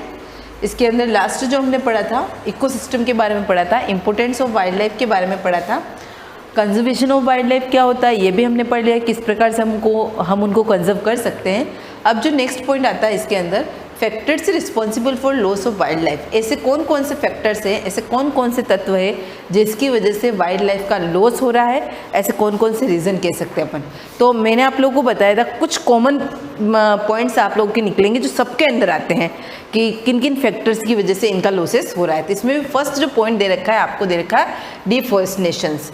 Some of the natural and human factor responsible for loss of wildlife are, first दे रखा है डिफॉरेस्टेशंस, वही जंगलों को काटना। Cutting trees on a large scale in the forest have led to loss of vegetation, which leads to loss of habitation for wildlife। देखो क्या दे रखा है, cutting trees on large scale, बहुत ज़्यादा मात्रा में क्या कर रहे हैं हम, पेड़ों को काट रहे हैं। In the forest have led to loss of vegetation, उससे क्या हो रहा है, बहुत सारे जो वेजिटेशन से बहुत सारी जो वनस्पतियाँ हैं वो भी कट जाती है, which leads to loss of habitat of wildlife. और मैंने आप लोग को ये बात बताई थी, हम लोगों ने जब पढ़ा था कि जो वाइल्ड लाइफ होता है वो एक पर्टिकुलर एरिया के अकॉर्डिंग रहने का आदतन होता है, यानी कि वो जिस क्षेत्र में रह सकता है वहीं पर रहता है, हर कहीं पर नहीं रह सकते। जैसे अपन हम नॉर्मल टाइगर की बात करते हैं, कहाँ रहते हैं, ऑलमोस्ट फॉरेस्ट में रहते हैं। अगर अपने पर्टिकुलर सलूबर में आ भी जाए, एक दिन घूमेगा, 2 दिन घूमेगा, वो शिकार भी मिल जाएगा उसको, लेकिन वो यहाँ के रहने का आदत नहीं, उसके हैबिट नहीं है कि वो ऐसे एरिया में रहे कि जहाँ पर पॉपुलेशन रहती है, जहाँ पर जनसंख्या रहती है। वो कहाँ का रहने का हैबिटेट है, नेचुरल वेजिटेशन में रहने का हैबिटेट है, जंगल में रहने का हैबिटेट है। तो आप उसको अपने पास ज़्यादा दिन तक नहीं रख सकते हो। तो जो जहाँ पर रहने के हैबिटेट होते हैं वो लोग वहीं पर रहना पसंद करते हैं। तो अब यहाँ पर हम लोग क्या करें, नेचुरल वेजिटेशन को काट रहे हैं, पेड़ों को काट रहे हैं, तो उसकी वजह से वाइल्ड लाइफ की जो हैबिटेट है उसमें भी क्या हो रही, कमी हो रही। नेक्स्ट है poaching. Wild life animal poaching is mainly done for collection and illegal trading for of skin, hides, nails, teeth, horns, feathers extra. देखो क्या दे रखा, पोचिंग का मतलब कह सकते हैं शिकार करना। Wild life animals poaching is mainly done for collection and illegal trading एक तो होता है लीगल ट्रेडिंग और एक होता है इलीगल। लीगल के अंदर क्या होता है, कानून के रूप में आपको मान्यता मिली हुई होती है कि आप इन एनिमल्स का शिकार कर सकते हो, उनकी चीज़ें यूज़ कर सकते हो। लेकिन हम यहाँ पर क्या कर रहे हैं, इलीगल ट्रेडिंग कर रहे हैं, यानी कि व्यापार तो कर रहे हैं लेकिन कानूनी रूप से वो स्वीकार नहीं है। अब इसमें हम किसके लिए करते हैं, एनिमल्स की स्किन के लिए, हाइड्स का मतलब भी होता है खाल, उसके अलावा उसकी नेल्स, टीथ, हॉर्न्स और फीदर्स। अब कुछ बच्चे सोच रहे हैं क्या करें, पंखों का क्या करते हैं, उनके नेल्स का अपने को क्या करना, लेकिन इन चीज़ों से बहुत यूज़फुल चीज़ें बनती हैं जो हम लोग सारे लोग यूज़ भी करते हैं। आप लोगों ने देखा होगा कि बहुत अच्छी अच्छी जो मालाएं आती है वो एनिमल्स के टीथ से बनाई जाती है। उसके अलावा हमारे बेल्ट, पर्स, शूज़ जो उनकी स्किन से बनाए जाते हैं। तो ऐसी बहुत सारी जो चीज़ें होती हैं वो इन सभी चीज़ों से यूज़ करके बनाई जाती है और जिनका हम यूज़ करते हैं लेकिन हमको पर्टिकुलर पता नहीं होता है ये किससे बनी हुई है, किससे नहीं बनी हुई है। तो यहाँ पर क्या हो रहा है, इलीगल ट्रेडिंग हो रहा है। उसके अलावा आप लोगों ने देखा होगा बहुत लोग अपने इंजॉय करने के लिए भी शिकार करते हैं। कभी ऐसा होता है ना, जैसे हमारे यहाँ पर सलमान खान ने किया था, हिरन का शिकार किया था। तो उसने शिकार क्यों किया था, उसको उसके एनिमल्स की स्किन से क्या लेना, हो सकता है वो उसके एंजॉय के लिए क्या हो। तो यहाँ पर अलग अलग रीज़न हो जाते हैं जिसकी वजह से हम लोग क्या करते हैं, शिकार करते हैं। तो ये भी एक बहुत बड़ा कारण है जिसकी वजह से वाइल्ड लाइफ का क्या हो रहा है, लॉस हो रहा है। Some of the animals hunted for the same are lion, tiger, elephants, black buck, black का मतलब होता है काला हिरण, deer, crocodile, rhinoceros, snow leopard, ostrich and peacock. यानी कि किन किन का शिकार करते हैं ये लोग, almost lion, tiger, elephant, black buck, deer, crocodile, rhinoceros, snow leopard, ostrich and peacock. Peacock हमारा राष्ट्रीय पक्षी है, ठीक है, उसको तो हमको बचा नहीं बचा, क्योंकि अब उसको भी यहाँ पर क्यों, क्योंकि उसकी भी प्रजाति क्या हो गई, संकटग्रस्त में आ गई, खत्म होने के कगार पे आ गई, इसको इसलिए हमको इसको सेव करना चाहिए। Efforts to conserve wild life. अब हम क्या क्या प्रयास कर सकते हैं जिससे कि हम वाइल्ड लाइफ को कंजर्व कर सकें। फर्स्ट क्या दे रखा है, protection and conservation of national parks, wild life sanctuaries and biosphere reserve. All the above are established in order to protect not only natural vegetation but wildlife also। देखो दे रखा है यहाँ पर, मैंने आपको भी समझाया क्या करना पड़ेगा, हमें नेशनल पार्क की स्थापना करनी पड़ेगी, wildlife sanctuaries and biosphere reserve, इन सभी की स्थापना करने से हो सकता है कि कुछ हद तक हम इनको प्रोटेक्ट करके रख सकते हैं। All the above are established in order to protect not only natural vegetation but wildlife also। सिर्फ उसमें नेचुरल वेजिटेशन को इंक्लूड नहीं करना है, उसके साथ साथ हमको वाइल्ड लाइफ को भी इंक्लूड करना है। नेक्स्ट सबसे इंपॉर्टेंट पॉइंट कह सकते हैं हम इसको, awareness of programme such as social forestry and Van Mahotsav should spread among various communities at rural and urban level. अब हमने लास्ट जो पढ़ा था नेचुरल वेजिटेशन के अंदर, उसमें भी ये पॉइंट आया था कि लोगों को क्या करना चाहिए, जगह जगह पर ऐसे प्रोग्राम आयोजित करवाने चाहिए। वन महोत्सव है, ऐसे जैसे 5 जून को हम सेलिब्रेट करते हैं, तो ये लोगों को अलग अलग समुदाय में जाकर अलग अलग लोगों को जागरूक करना चाहिए कि हमको इन एनिमल्स को क्यों बचाना है, क्यों इनको प्रिजर्व करके रखना है, क्यों नेचुरल वेजिटेशन को बचाना है। तो गांव के लेवल पर भी और शहरों के लेवल पर लोगों को जागरूक करना होगा। सबसे इम्पोर्टेंट काम हम ये कह सकते हैं कि सब चीज़ करने से पहले अगर हम लोग जागरूक हो जाए तो ये जो लॉसेस हो रहा है हमको नेचुरल वेजिटेशन का और वाइल्ड लाइफ का, वो होना वैसे ही बंद हो जाएगा।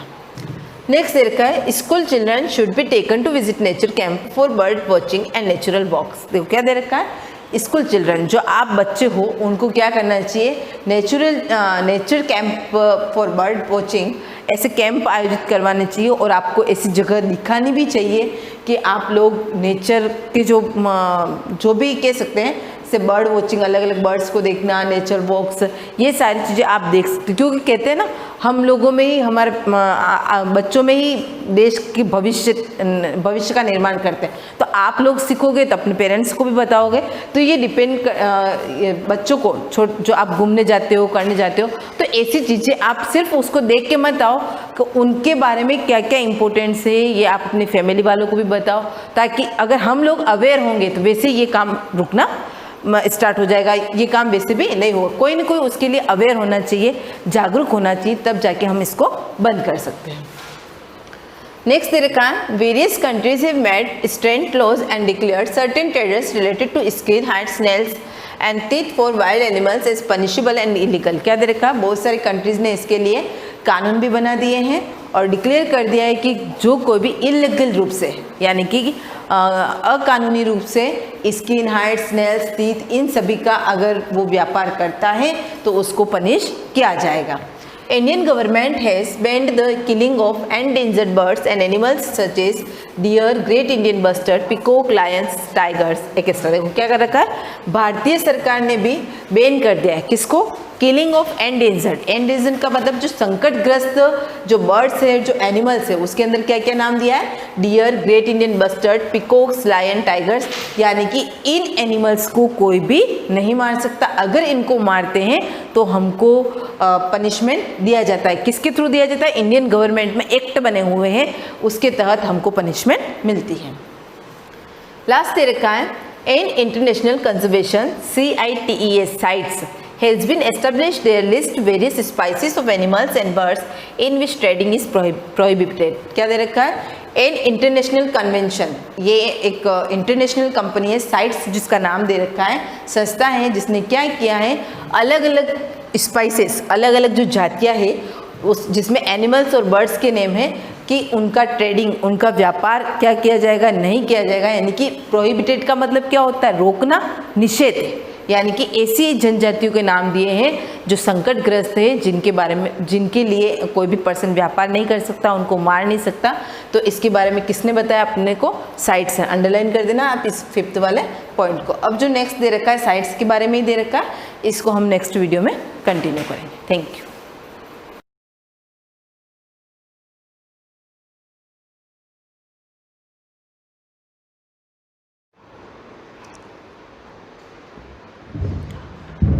गुड मॉर्निंग स्टूडेंट्स, आज हम न्यू लेसन पढ़ेंगे। आप अपनी बुक्स ओपन कर लीजिए। 7th लेसन, पौधे एवं जंतुओं का संरक्षण, यानी कि हम पेड़ पौधे और जंतु के बारे में पढ़ेंगे, ठीक है ना। पेड़ पौधे और जंतु हमारे लिए बहुत ही आवश्यक है, और यह दोनों जंतु और पेड़ पौधे एक दूसरे पर निर्भर भी रहते हैं, ठीक है ना। तो उसी के बारे में पढ़ेंगे कि हम पेड़ पौधे को सुरक्षित किस प्रकार रख सकें, उनका बचाव किस प्रकार कर सकें, ठीक है। तो हमने देखा था कि 7th क्लास में बूजो और पहेली ने प्रोफेसर अहमद एवं टीपू के साथ वन भ्रमण किया था। 7th में एक लेसन आया था वन भ्रमण वाला, वन वाला। तो उसके अंदर पहेली और बूजो दोनों प्रोफेसर अहमद के साथ में वन में घूमने के लिए गए। वह अपने सहपाठियों के साथ अपने अनुभव बांटने के लिए बहुत उत्सुक थे। दोनों घूमने के लिए गए, तो अब क्या है कि कोई भी घूमने जाता है तो वह अपने दूसरे साथियों को कुछ न कुछ बताता है, उत्सुक होता है, मैं वहाँ गया था, ऐसी चीज़ देखी थी, यह देखा था। तो ये अपने अनुभव बांटने के लिए बहुत उत्सुक थे। कक्षा के दूसरे सहपाठी भी अपने अपने अनुभव बांटने के लिए अत्यंत उत्सुक थे। दूसरे भी अपने अनुभव बांटने के लिए उत्सुक थे, क्योंकि वह भी कहीं न कहीं घूमने गए थे, भ्रमण करने गए थे। क्योंकि उनमें से कुछ भरतपुर, देखो उनमें से कुछ जो बच्चे थे वो भरतपुर अभ्यारण्य भ्रमण करने गए, घूमने के लिए गए। कुछ ने काजीरंगा राष्ट्रीय उद्यान, लोकचाऊ वन्य जंतु अभ्यारण्य तथा ग्रेट निकोबार बायोस्फीयर रिजर्व, है ना, यानी कि बाघ संरक्षित क्षेत्र इत्यादि के बारे में सुना था। यानी कि कुछ ने सुना था, कुछ भ्रमण करने गए थे। तो सभी जो मित्र थे, सहपाठी थे, तो एक दूसरे को अपना अनुभव बांटना चाह रहे थे। अब देखो, राष्ट्रीय उद्यान आपने सुना होगा या देखा भी होगा। राष्ट्रीय उद्यान वन्य जंतु अभ्यारण्य एवं जैव मंडल संरक्षित क्षेत्रों को बनाने का उद्देश्य क्या है। जो राष्ट्रीय उद्यान वगैरह नहीं होते हैं, उनको बनाने का उद्देश्य यही है कि इनको सुरक्षित रखना, है ना, इनका संरक्षण करना, ठीक है। अब देखो आगे, वनोन्मूलन व उसके कारण। वनोन्मूलन एक वर्ड जो आपकी समझ में नहीं आएगा, मैं बता देता हूँ। हम पेड़ पौधों को समाप्त कर देते, पेड़ पौधों का समाप्त होना ही वनोन्मूलन कहलाता है। समाप्त हो यानी कि पेड़ पौधों को काटना। अगर पेड़ पौधों को काट देंगे तो वह वनोन्मूलन कहलाएगा। अब इसके कुछ कारण हैं। पेड़ पौधे अपने आप तो कटते नहीं हैं, तो उसको काटने का कुछ न कुछ रीज़न अपने पास होता है। तो वही रीज़न के बारे में पढ़ेंगे यहाँ। हमारी पृथ्वी पर नाना प्रकार के पौधे एवं जंतु पाए जाते हैं, यानी कि बहुत से प्रकार के पेड़ पौधे और जंतु पाए जाते हैं। ये मानव जाति के अस्तित्व और भली प्रकार से रहने के लिए आवश्यक है, यानी कि ये मानव जाति जो है हमारे लिए बहुत ही आवश्यक है। पौधे और जंतु दोनों ही हमारे लिए बहुत ही आवश्यक है। आज इन जंतुओं के अस्तित्व के लिए वनोन्मूलन का एक बहुत बड़ा खतरा बन गया। वनोन्मूलन वही है कि पेड़ पौधों का समाप्त होना। हम जानते हैं कि वनोन्मूलन का अर्थ है वनों को समाप्त करने पर प्राप्त भूमि का अन्य कार्यों में उपयोग करना। वन में वृक्षों की कटाई निम्न उद्देश्य की जाती है, यानी कि हम वृक्षों को क्यों काटते हैं? ताकि उससे प्राप्त भूमि, जैसे ये भूमि है, इसके ऊपर बहुत सारे वृक्ष हैं, हमने काट दिया। अब ये जो भूमि है, इस भूमि का उपयोग किसी अन्य कार्य के लिए हम करते हैं। अब देखो, वनों यानी कि वृक्षों की कटाई के निम्न उद्देश्य हो सकते हैं, निम्न कारण हो सकते हैं। अब कौन कौन से? कृषि के लिए भूमि प्राप्त करना, हम खेती करना चाहते हैं, हम क्या करेंगे? जो भूमि है उसके ऊपर सारे पेड़ काट देंगे, फिर हम अपनी खेती अलग अलग फसल बोएंगे। घरों एवं कारखानों का निर्माण, भूमि है, पेड़ पौधे काट दिए, हमने घर बना दिए, मकान बना दिए अपने रहने के लिए, कारखाने उद्योग बना दिए, है ना। फर्नीचर बनाने एवं लकड़ी का ईंधन के रूप में उपयोग, हम बहुत सारी फर्नीचर बनाते हैं, किमाड़ बनाते हैं, खिड़कियां बनाते हैं, टेबल कुर्सी, यानी कि आजकल देखा होगा आपने बहुत सारे फर्नीचर दुकानों वगैरह में काम में लेते। तो इन फर्नीचर को बनाने के लिए भी हम लकड़ी की आवश्यकता होती है, तो हम पेड़ पौधों को काट देते हैं। ईंधन के रूप में हम घर में चूल्हा वगैरह कुछ जलाते, तो उसके अंदर लकड़ी की आवश्यकता होती है, तो हम पेड़ पौधे काट देते। तो इन कारणों से हम पेड़ पौधों की कटाई करते। दावानल एवं भीषण सूखा भी वनोन्मूलन के कुछ प्राकृतिक कारण हैं, यानी कि हम कह सकते हैं कि प्राकृतिक आपदा जैसे बाढ़ आना, सूखा आना, यह भी वनोन्मूलन का कारण है। अगर अत्यधिक बाढ़ आ गई तो भी पेड़ पौधे नष्ट होंगे, और सूखा होगा तो भी, सूखा का मतलब अकाल पड़ना, है ना, तो सूखा होगा तो भी पेड़ पौधे का वनोन्मूलन होगा। अब देखिए आगे, वनोन्मूलन के परिणाम। हमने कारण तो जान लिए कि वनोन्मूलन के कौन कौन से कारण हैं। अब देखो आप वनोन्मूलन के परिणाम। पहली एवं बूझों ने वनोन्मूलन के परिणाम याद करने का प्रयास किया, उन्हें स्मरण यानी कि उनको याद किए यह है कि वनोन्मूलन से पृथ्वी पर ताप एवं प्रदूषण के स्तर में वृद्धि होती है। वनोन्मूलन से पृथ्वी का ताप बढ़ जाता है। क्यों? क्योंकि हम जानते हैं कि पेड़ पौधे जो होते हैं कार्बन डाइऑक्साइड गैस ग्रहण करते। अब कार्बन डाइऑक्साइड गैस ग्रहण करते, अगर पेड़ पौधे नहीं होंगे तो वायुमंडल के अंदर कार्बन डाइऑक्साइड गैस की मात्रा बढ़ जाएगी, जिससे पृथ्वी का ताप बढ़ जाता है। इससे वायुमंडल में कार्बन डाइऑक्साइड का स्तर भी बढ़ता है। भौम जल स्तर का भी निम्नीकरण हो जाता है। भौम जल स्तर यानी कि भूमि के अंदर, भौम जल यानी कि भूमि के अंदर जो जल पाया जाता है उसका स्तर। अब जैसे भूमि के अंदर जल का उपयोग हम कैसे करते हैं? हम जानते हैं कि ट्यूबवेल, हैंडपंप वगैरह होते हैं जो हम जमीन में बोर करके फिर हम पानी को बाहर निकालते हैं। भूमि का पानी हम बाहर निकालते हैं ट्यूबवेल और हैंडपंप की सहायता से। ये तो भौम जल होता है, ठीक है ना, यानी कि भौम जल स्तर का भी निम्नीकरण हो जाता है, यानी कि उसको कम हो जाता है। उन्हें पता है कि वनोन्मूलन से प्राकृतिक संतुलन भी प्रभावित होता है। प्रोफेसर अहमद ने उन्हें बताया था कि यदि वृक्षों की इस प्रकार का अनवरत कटाई चलती रही तो वर्षा एवं भूमि की उर्वरकता में भी कमी आ जाएगी। देखो, वृक्षों की निरंतर कटाई से क्या होगा?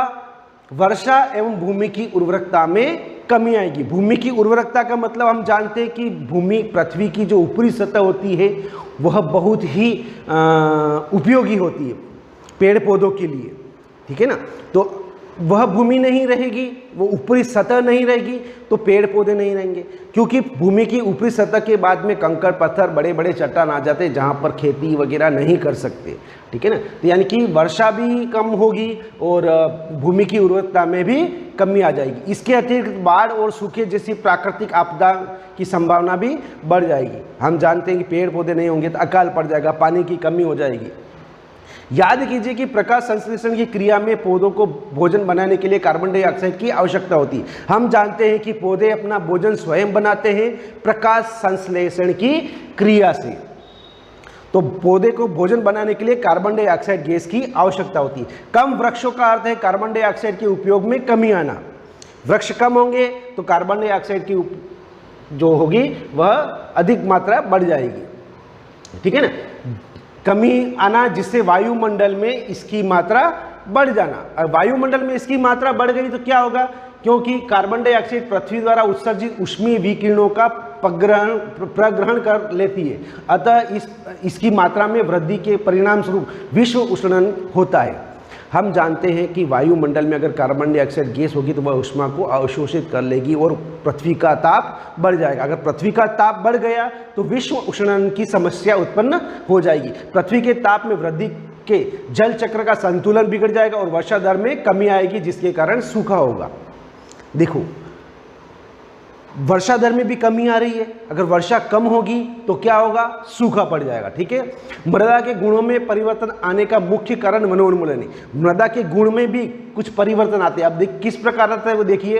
किसी क्षेत्र की मृदा के भौतिक गुणों पर वृक्षारोपण और वनस्पति का प्रभाव पड़ता है। क्लास 7 का स्मरण कीजिए कि वृक्ष किस प्रकार मृदा अपरदन को रोकते हैं। मृदा अपरदन यानी कि पृथ्वी की जो ऊपरी सतह बताई मैंने, तो उसका अपरदन हो जाता है। अपरदन कैसे, हम जानते हैं कि जैसे एक पेड़ होता है, उसकी जड़ें मिट्टी के अंदर होती है। मृदा यानी मिट्टी, मिट्टी के अंदर होती है। वह उसकी जड़ें क्या करती है, मृदा को पकड़े रखती है, उसको जाने नहीं देती, यानी कि एक ही जगह रखती है। अगर वृक्ष नहीं होगा तो क्या होगा, जब कभी बाढ़ आई है, पानी आया, तो पानी अपने साथ में मृदा की ऊपरी सतह को लेकर बहाकर लेकर चली जाएगी, तो ये मृदा अपरदन होगा।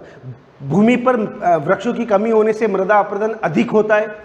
मृदा की ऊपरी परत हटाने से नीचे की कठोर चट्टानें दिखाई देने लगती है। इससे मृदा में ह्यूमस की कमी हो जाती है, जो बहुत उपयोगी है। इसकी उर्वरता भी अपेक्षाकृत कम होती है। तो धीरे धीरे भूमि की मरुस्थल में परिवर्तन हो जाती है, जिसे मरुस्थलीकरण कहते हैं। तो इस प्रकार धीरे धीरे क्या होता है, ऊपरी सतह कम होती जाती है और नीचे कंकर पत्थर चट्टान आ जाते हैं। एक मरुस्थल यानी कि रेगिस्तान का रूप ले लेती है। तो आज आप लोग जो मेन पॉइंट है उसको एक बार पढ़ लो, फिर आगे का कल हम पढ़ेंगे। Thank you.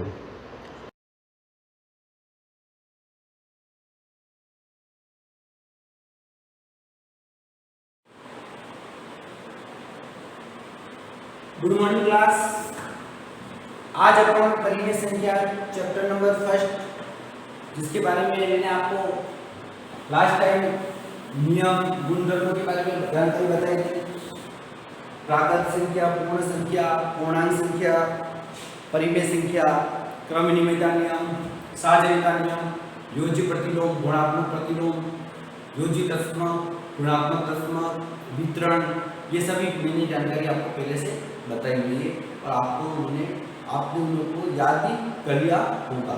अब इसी कड़ी में अपन आगे बढ़ते हैं। प्रश्नावली 1.1 के बारे में आगे पर चर्चा करेंगे। देखो, प्रश्नावली 1.1 के अंदर सवाल नंबर पहला क्या कह रहा है, ध्यान से समझना। उचित गुणधर्मों के उपयोग में निम्नलिखित का मान ज्ञात कीजिए। यहाँ पे आपको 2 सवाल दे रखे, 2 में 1 में करूंगा, 1 आपको करना है। मैं सवाल नंबर दूसरा बताता हूँ, थोड़ा ब्रैकेट में, तो पहला आपको करना है। उचित गुणधर्मों के उपयोग से निम्नलिखित का मान ज्ञात करना है, यानी आपको यहाँ पे गुणधर्म लगाना है और गुणधर्म लगा करके इसको हल करना है। 2/5 इंटू -1/7, ध्यान से देखना, -1/6 इंटू 3/2 प्लस 1/14 इंटू 2/5, ध्यान से देखना, 1/14 इंटू 2/5। सबसे पहले इसके अंदर आपको क्या करना है कि जो गुणे में है और भाग में उनको आपको जोड़ा बनाना है। सबसे पहला काम, पहला आपका काम क्या है कि जो गुणे में है और भाग में है उनका पहले आपको क्या करना है, जोड़ा बनाना है। देखो, सबसे पहले यहाँ पे जोड़ा दिख रहा है, गुणे में दोनों के बीच में गुणे का निशान है। आपको सेकंड जोड़ा दिख रहा है, दोनों के बीच में गुणे का निशान है, थर्ड जोड़ा दिख रहा है।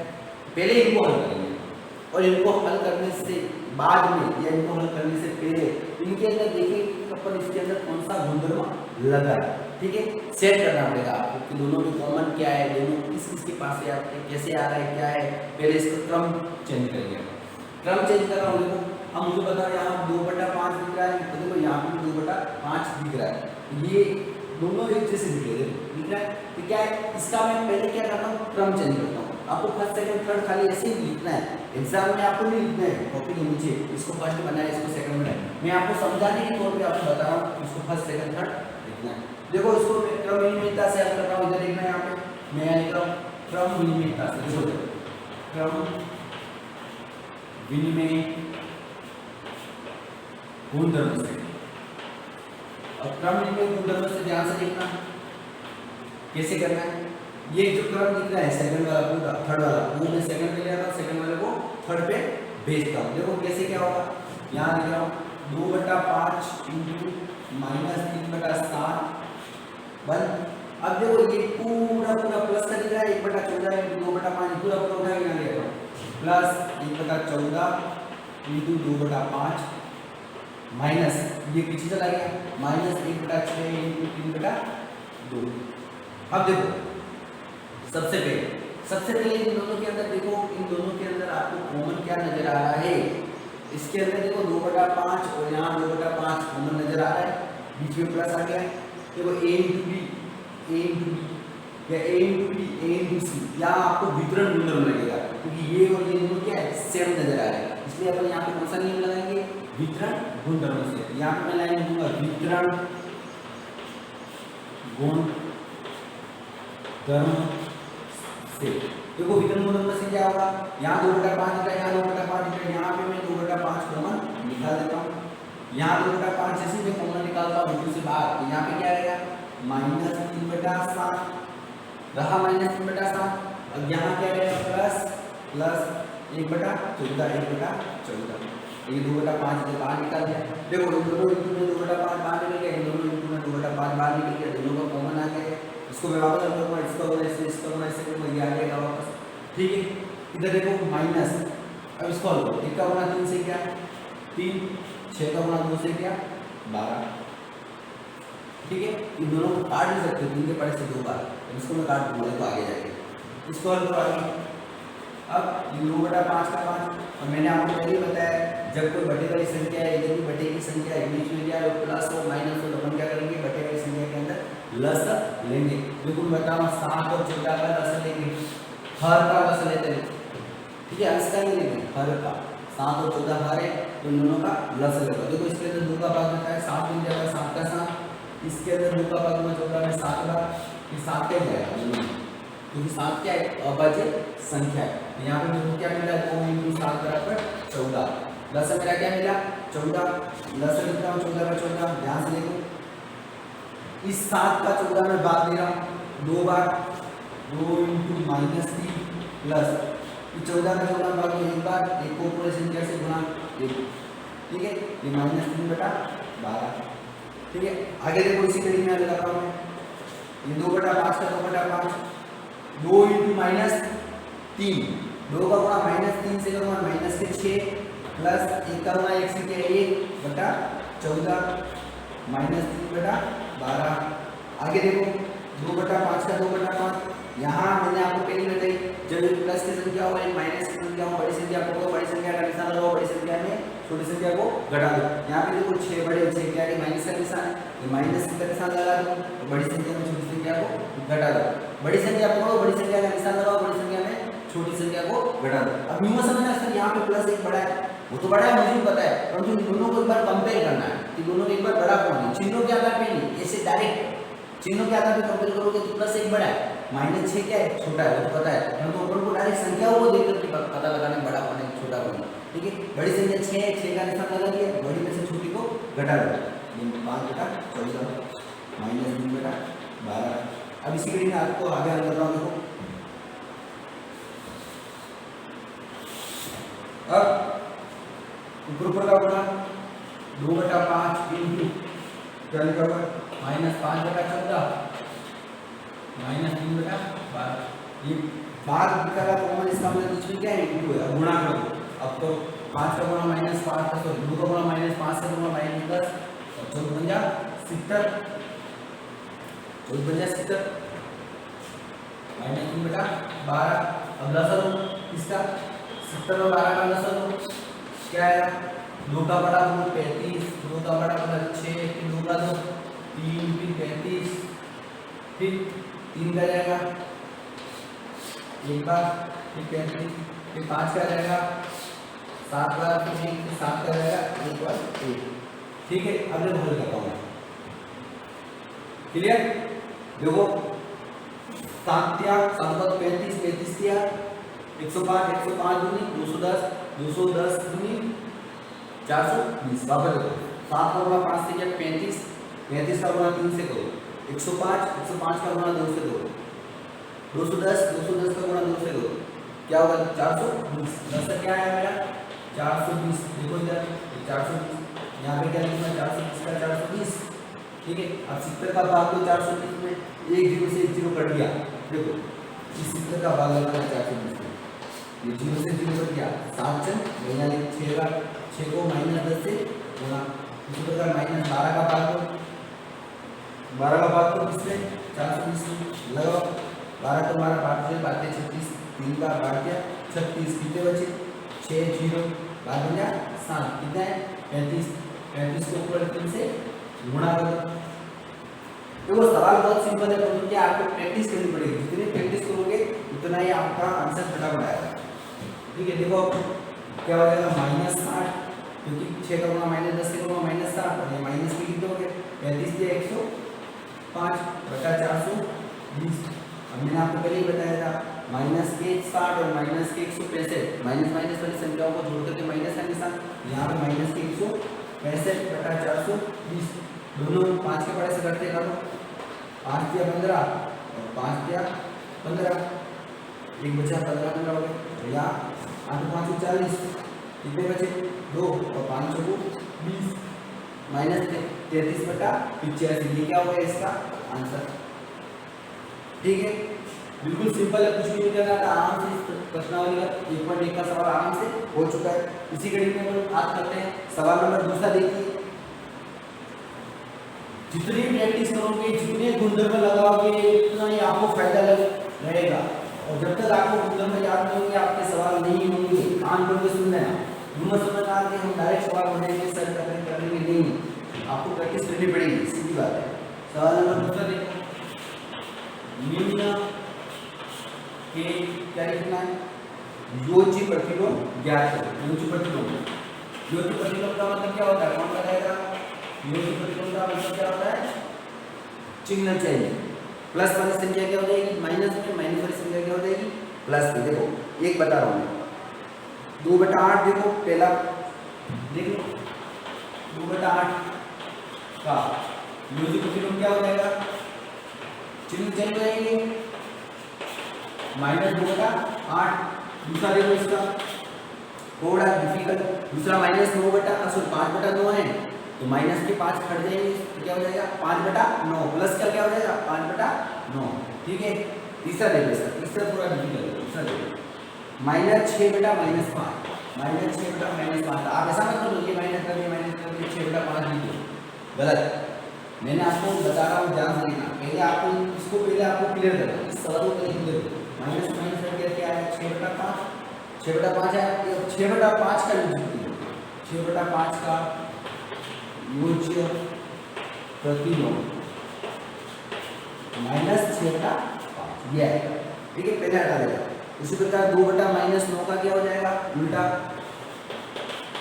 2/-9 का योज्य प्रतिलोम क्या हो जाएगा 2/9। मैंने क्या बोला, माइनस वाली संख्या प्लस वाली, कोई चाहे माइनस ऊपर हो चाहे नीचे हो, माइनस में हो तो माइनस हट जाएगा। ठीक है, और लास्ट में 19/-6 का क्या हो जाएगा 19/6। ठीक है, इसी प्रकार ये आपके प्रश्नावली 1.1 का सवाल नंबर पहला और दूसरा अपन ने पूरा कर लिया। ठीक है, नेक्स्ट अपन वीडियो में सवाल नंबर तीसरा, चौथा, पांचवा जो बाकी अपन करने की कोशिश करेंगे। Thank you.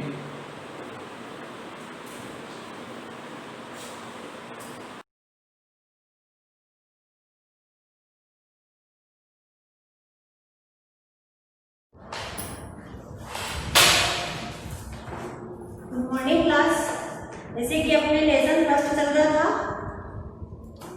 कब, कैसे और कहाँ, इसको कंटिन्यू रखते हुए अब अपन ने पढ़ा था कि भाई इसके बारे में पढ़ते कौन सी तारीखें, यानी कि हमारे लिए याद रखने योग्य कौन सी तारीखें होती है, कौन सी तारीखों को हम याद रखते हैं, कौन सी तारीखों को हम याद नहीं रखते, उसके बारे में अपन अध्ययन कर रहे थे। अब देखिए ये अपना पूरा हो चुका था। अब आपको इसमें इतना लिखना है, देखो ये चित्र नंबर 3 दिया हुआ है अपनी नोटबुक के अंदर, देखना।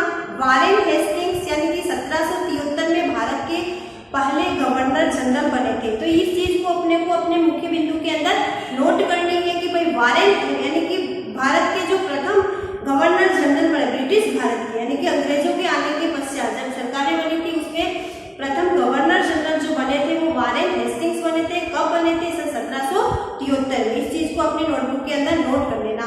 और इसमें यह भी नोट कर लेना कि इतिहासकार उस समय के जो थे, ब्रिटिश इतिहासकार जो थे, वो अपनी किताबों के अंदर उनके गवर्नर जनरलों के कारनामे जो थी, उनकी जीवनियाँ जो थी, उनकी गौरव गाथाएं जो होती थी, उनके चित्र वगैरह जो होते थे, उनको भी उनके व्यक्तित्व को ही उभारा जाता था। ये सारी चीजें आप अपनी नोटबुक में लिख लेना। फिर अपने आगे आता है नया टॉपिक, हम अवधियां कैसे तय करते हैं। हम अवधियां कैसे तय करते हैं, कैसे तय करते हैं। तारीखें क्यों महत्वपूर्ण है ये अपन ने देख लिया था। अवधियां देखियो 1817 में, इस चीज को भी आप नोट कर लेना। स्कॉटलैंड के अर्थशास्त्री और राजनीतिक दार्शनिक जेम्स मिल जो थे, उन्होंने विशाल 3 खंडों में अपने भारत को जो है उन्होंने विभाजित कर दिया था, यानी कि 3 खंडों में उन्होंने बांट लिया था। स्कॉटलैंड के जो लोग होते थे उनको स्कॉटिश कहा जाता था। स्कॉटलैंड क्या है? एक देश है ना, इंग्लैंड के पास में है। जैसे कि अपन नक्शे के अंदर देखें तो, यानी कि वर्ल्ड के नक्शे में देखें तो 1817 में स्कॉटलैंड यहाँ के जो निवासी हुआ करते थे उसको स्कॉटिश कहा जाता था। जैसे ब्रिटेन के निवासी होते हैं, ब्रिटेन के जो लोग होते हैं उनको अपन ब्रिटिश कहते हैं। भारत के लोग उनको भारतीय कहते हैं ना, तो इनके जो होते हैं उनको भी स्कॉटिश कहा जाता था। उनके एक अर्थशास्त्री और राजनीतिक यानी कि पॉलिटिशियन दार्शनिक जो थे जेम्स मिल, उन्होंने क्या करा था?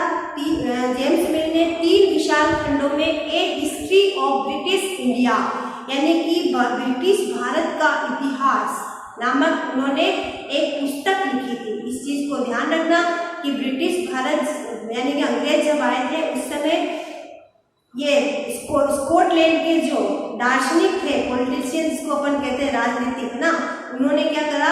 एक अपने ब्रिटिश भारत की किताब लिखी, उन्होंने इतिहास लिखा। उसमें उन्होंने भारत के इतिहास को हिंदू, मुस्लिम और ब्रिटिश इन 3 कालखंडों में उन्होंने बांट दिया था।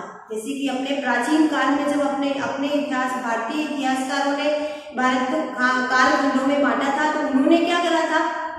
जैसे प्राचीन काल में है, मध्यकाल में है, आधुनिक काल में है, इस प्रकार से उन्होंने 3 कालखंडों में विभाजित किया। तो इन्होंने क्या किया? इन्होंने 3 को धर्म के हिसाब से इन्होंने विभाजित कर दिया, हिंदू में, मुस्लिम में और ब्रिटिश में, अंग्रेजों में इन्होंने 3 धर्म के हिसाब से इनको विभाजित कर दिया था। कालखंड में हिंदू के थे, उस समय जो हिंदुओं के महाराजा वगैरह हुआ करते थे वो उस समय राज करते थे, बहुत सारी रियासतें बनी हुई थी, है ना। मुस्लिम जो बादशाह शासक हुआ करते थे उनके अलग अलग अपने क्षेत्र हुआ करते थे, है ना। फिर आ गए तीसरे ब्रिटिश, इन्होंने इसलिए इन 3 हिस्सों में बांट लिया था।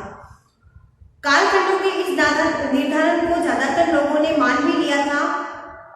इतिहास को हम अलग अलग कालखंडों में बांटने की कोशिश क्यों करते हैं, इसकी भी एक वजह है। हम एक दौर की खासियतों उसके केंद्रीय तत्वों को पकड़ने की कोशिश करते हैं, यानी कि इतिहास में इन 3 कालखंडों में बांटते हैं अलग अलग। इसमें क्या रहती है कि अपन उसके मेन पॉइंट तक चले जाते हैं, उसका जो केंद्रीय पॉइंट जो होता है उसको हमको समझने में आसानी रहती है, यानी कि उसको अलग अलग 3 वृत्तांतों के अपन उसको अध्ययन करेंगे तो हमको उसमें आसानी रहती है। इसीलिए ऐसे शब्द महत्वपूर्ण हो जाते हैं जिसके सहारे कि हम समय को क्या करते हैं, विभाजित कर देते हैं। ये शब्द अतीत के बारे में विचारों को दर्शाते हैं, वे हमें बताते हैं कि अवधि से दूसरी अवधि के बीच आए बदलावों का महत्व क्या होता है, उसके बारे में हमको ज्ञान मिलता है।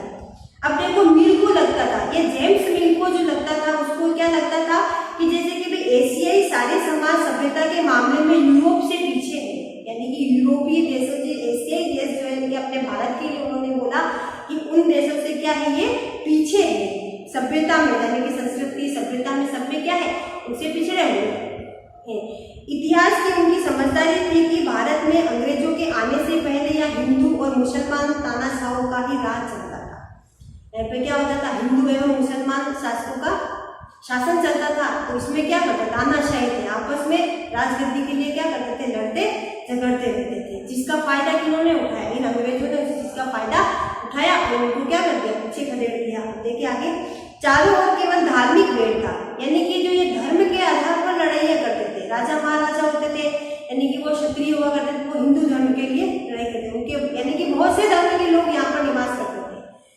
मुस्लिम शासक जो हुआ करते थे वो मुस्लिम धर्म के लिए लड़ाई करते थे, उसी प्रकार से सिख भी हुआ करते थे, ईसाई भी रहते थे यहाँ पे ना, जैन धर्म का भी था, बौद्ध धर्म के भी लोग थे, अलग अलग धर्मों के लोग यहाँ पर निवास करते थे। तो लोगों में क्या था, आपसी धर्म का भेद था, यानी कि लड़ाइयाँ चलती रहती थी। जातिगत बंधनों और अंधविश्वासों का बोलबाला भी था। जातिगत बंधन, यानी कि जातिगत बंधन का मतलब क्या है, जैसे कि उस समय 4 वर्ण हुआ करते थे, यानी जातियों को 4 भागों में विभाजित कर रखा था। ब्राह्मण थे, क्षत्रिय थे, वैश्य थे और शूद्र थे, इन 4 भागों में उन्होंने बांट रखा था। तो ब्राह्मण जो थे उस समय ब्राह्मणों को का उच्च स्थान मिला हुआ था, यानी कि उनको पूजा जाता था, ब्राह्मणों की पूजा अर्चना की जाती थी, उनको ऊंचा स्थान दिया हुआ था। फिर उसके नीचे आते हैं जैसे कि क्षत्रिय। क्षत्रिय क्या है, वो भी राजा महाराजा जैसे सेनापति वगैरह है ना, ये काम उन लोगों का था, राजा महाराजाओं के दरबारों में रहना है। तो वो क्या करते थे, वो भी अपने आप को ऊंचा मानते थे, ब्राह्मणों से थोड़ा नीचे थे, परंतु वो भी क्या थे, ऊंचे थे। फिर उसके बाद में आता है जैसे कि वैश्य। वैश्य भी शूद्र से ऊंचे और क्षत्रियों से नीचे हुआ करते थे, तो ये भी अपने आप को ऊंचा मानते थे। फिर अंत में आता था शूद्र वर्ग। शूद्र वर्ग जैसे कि दलित वर्ग, निम्न श्रेणी के जो लोग हुआ करते थे वो कहलाता था ये शूद्र वर्ग, दलित वर्ग जिसको अपन कहते हैं। उस समय क्या करते थे कि उन सबको नीचा माना जाता था। दलित वर्ग के जितने भी लोग होते थे, शूद्र जाति के, जैसे उनको क्या करा था, नीचा माना जाता था। उच्च वर्ग के लोग जो होते थे उनको टच भी नहीं करते थे, उनको छूते भी नहीं थे, अड़ते भी नहीं थे उनके ना। जैसे कि उनको तो इतनी तक मनाई थी कि जैसे वो दिन के अंदर किसी भी गांव में अगर आते थे वो दिन में आ सकते थे, जैसे तो उनको गांव में रहने का भी नहीं था, वो बाहर रहते थे, पर जब वो गांव में प्रवेश करते थे वो क्या करते, दिन में आया करते थे ना।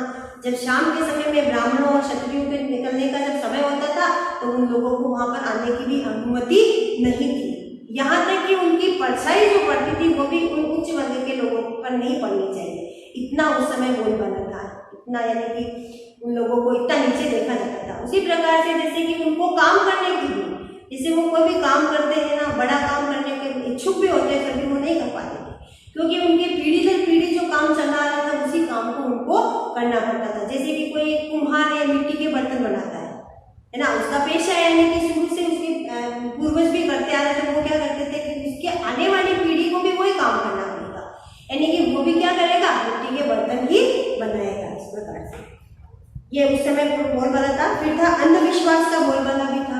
अंधविश्वास क्या, उस समय सती प्रथा भी थी, बाल विवाह भी था, और जैसे तांत्रिक वगैरह जो होते हैं, ये इस प्रकार का अंधविश्वास भी उस समय मौजूद था। सती प्रथा था, सती प्रथा का मतलब उस समय बहुत ज़्यादा था, यानी कि किसी औरत का पति अगर मर जाता तो उसके साथ में क्या करते, उस औरत को भी उसकी चिता के साथ में उसको जिंदा जलाया जाता था, है ना। तो ये क्या था, सती प्रथा थी, औरत को सती कर देते थे, है ना, मर्यादा उसको किसके लिए जीना है, ऐसी धारणा बनी हुई थी, तो उसको भी उस समय खत्म कर दिया जाता है। ये कहलाती है सती प्रथा। इसका बाद में यानी कि भारतीय बहुत सारे समाज सुधारक आए, उन्होंने इसमें सुधार भी किया है।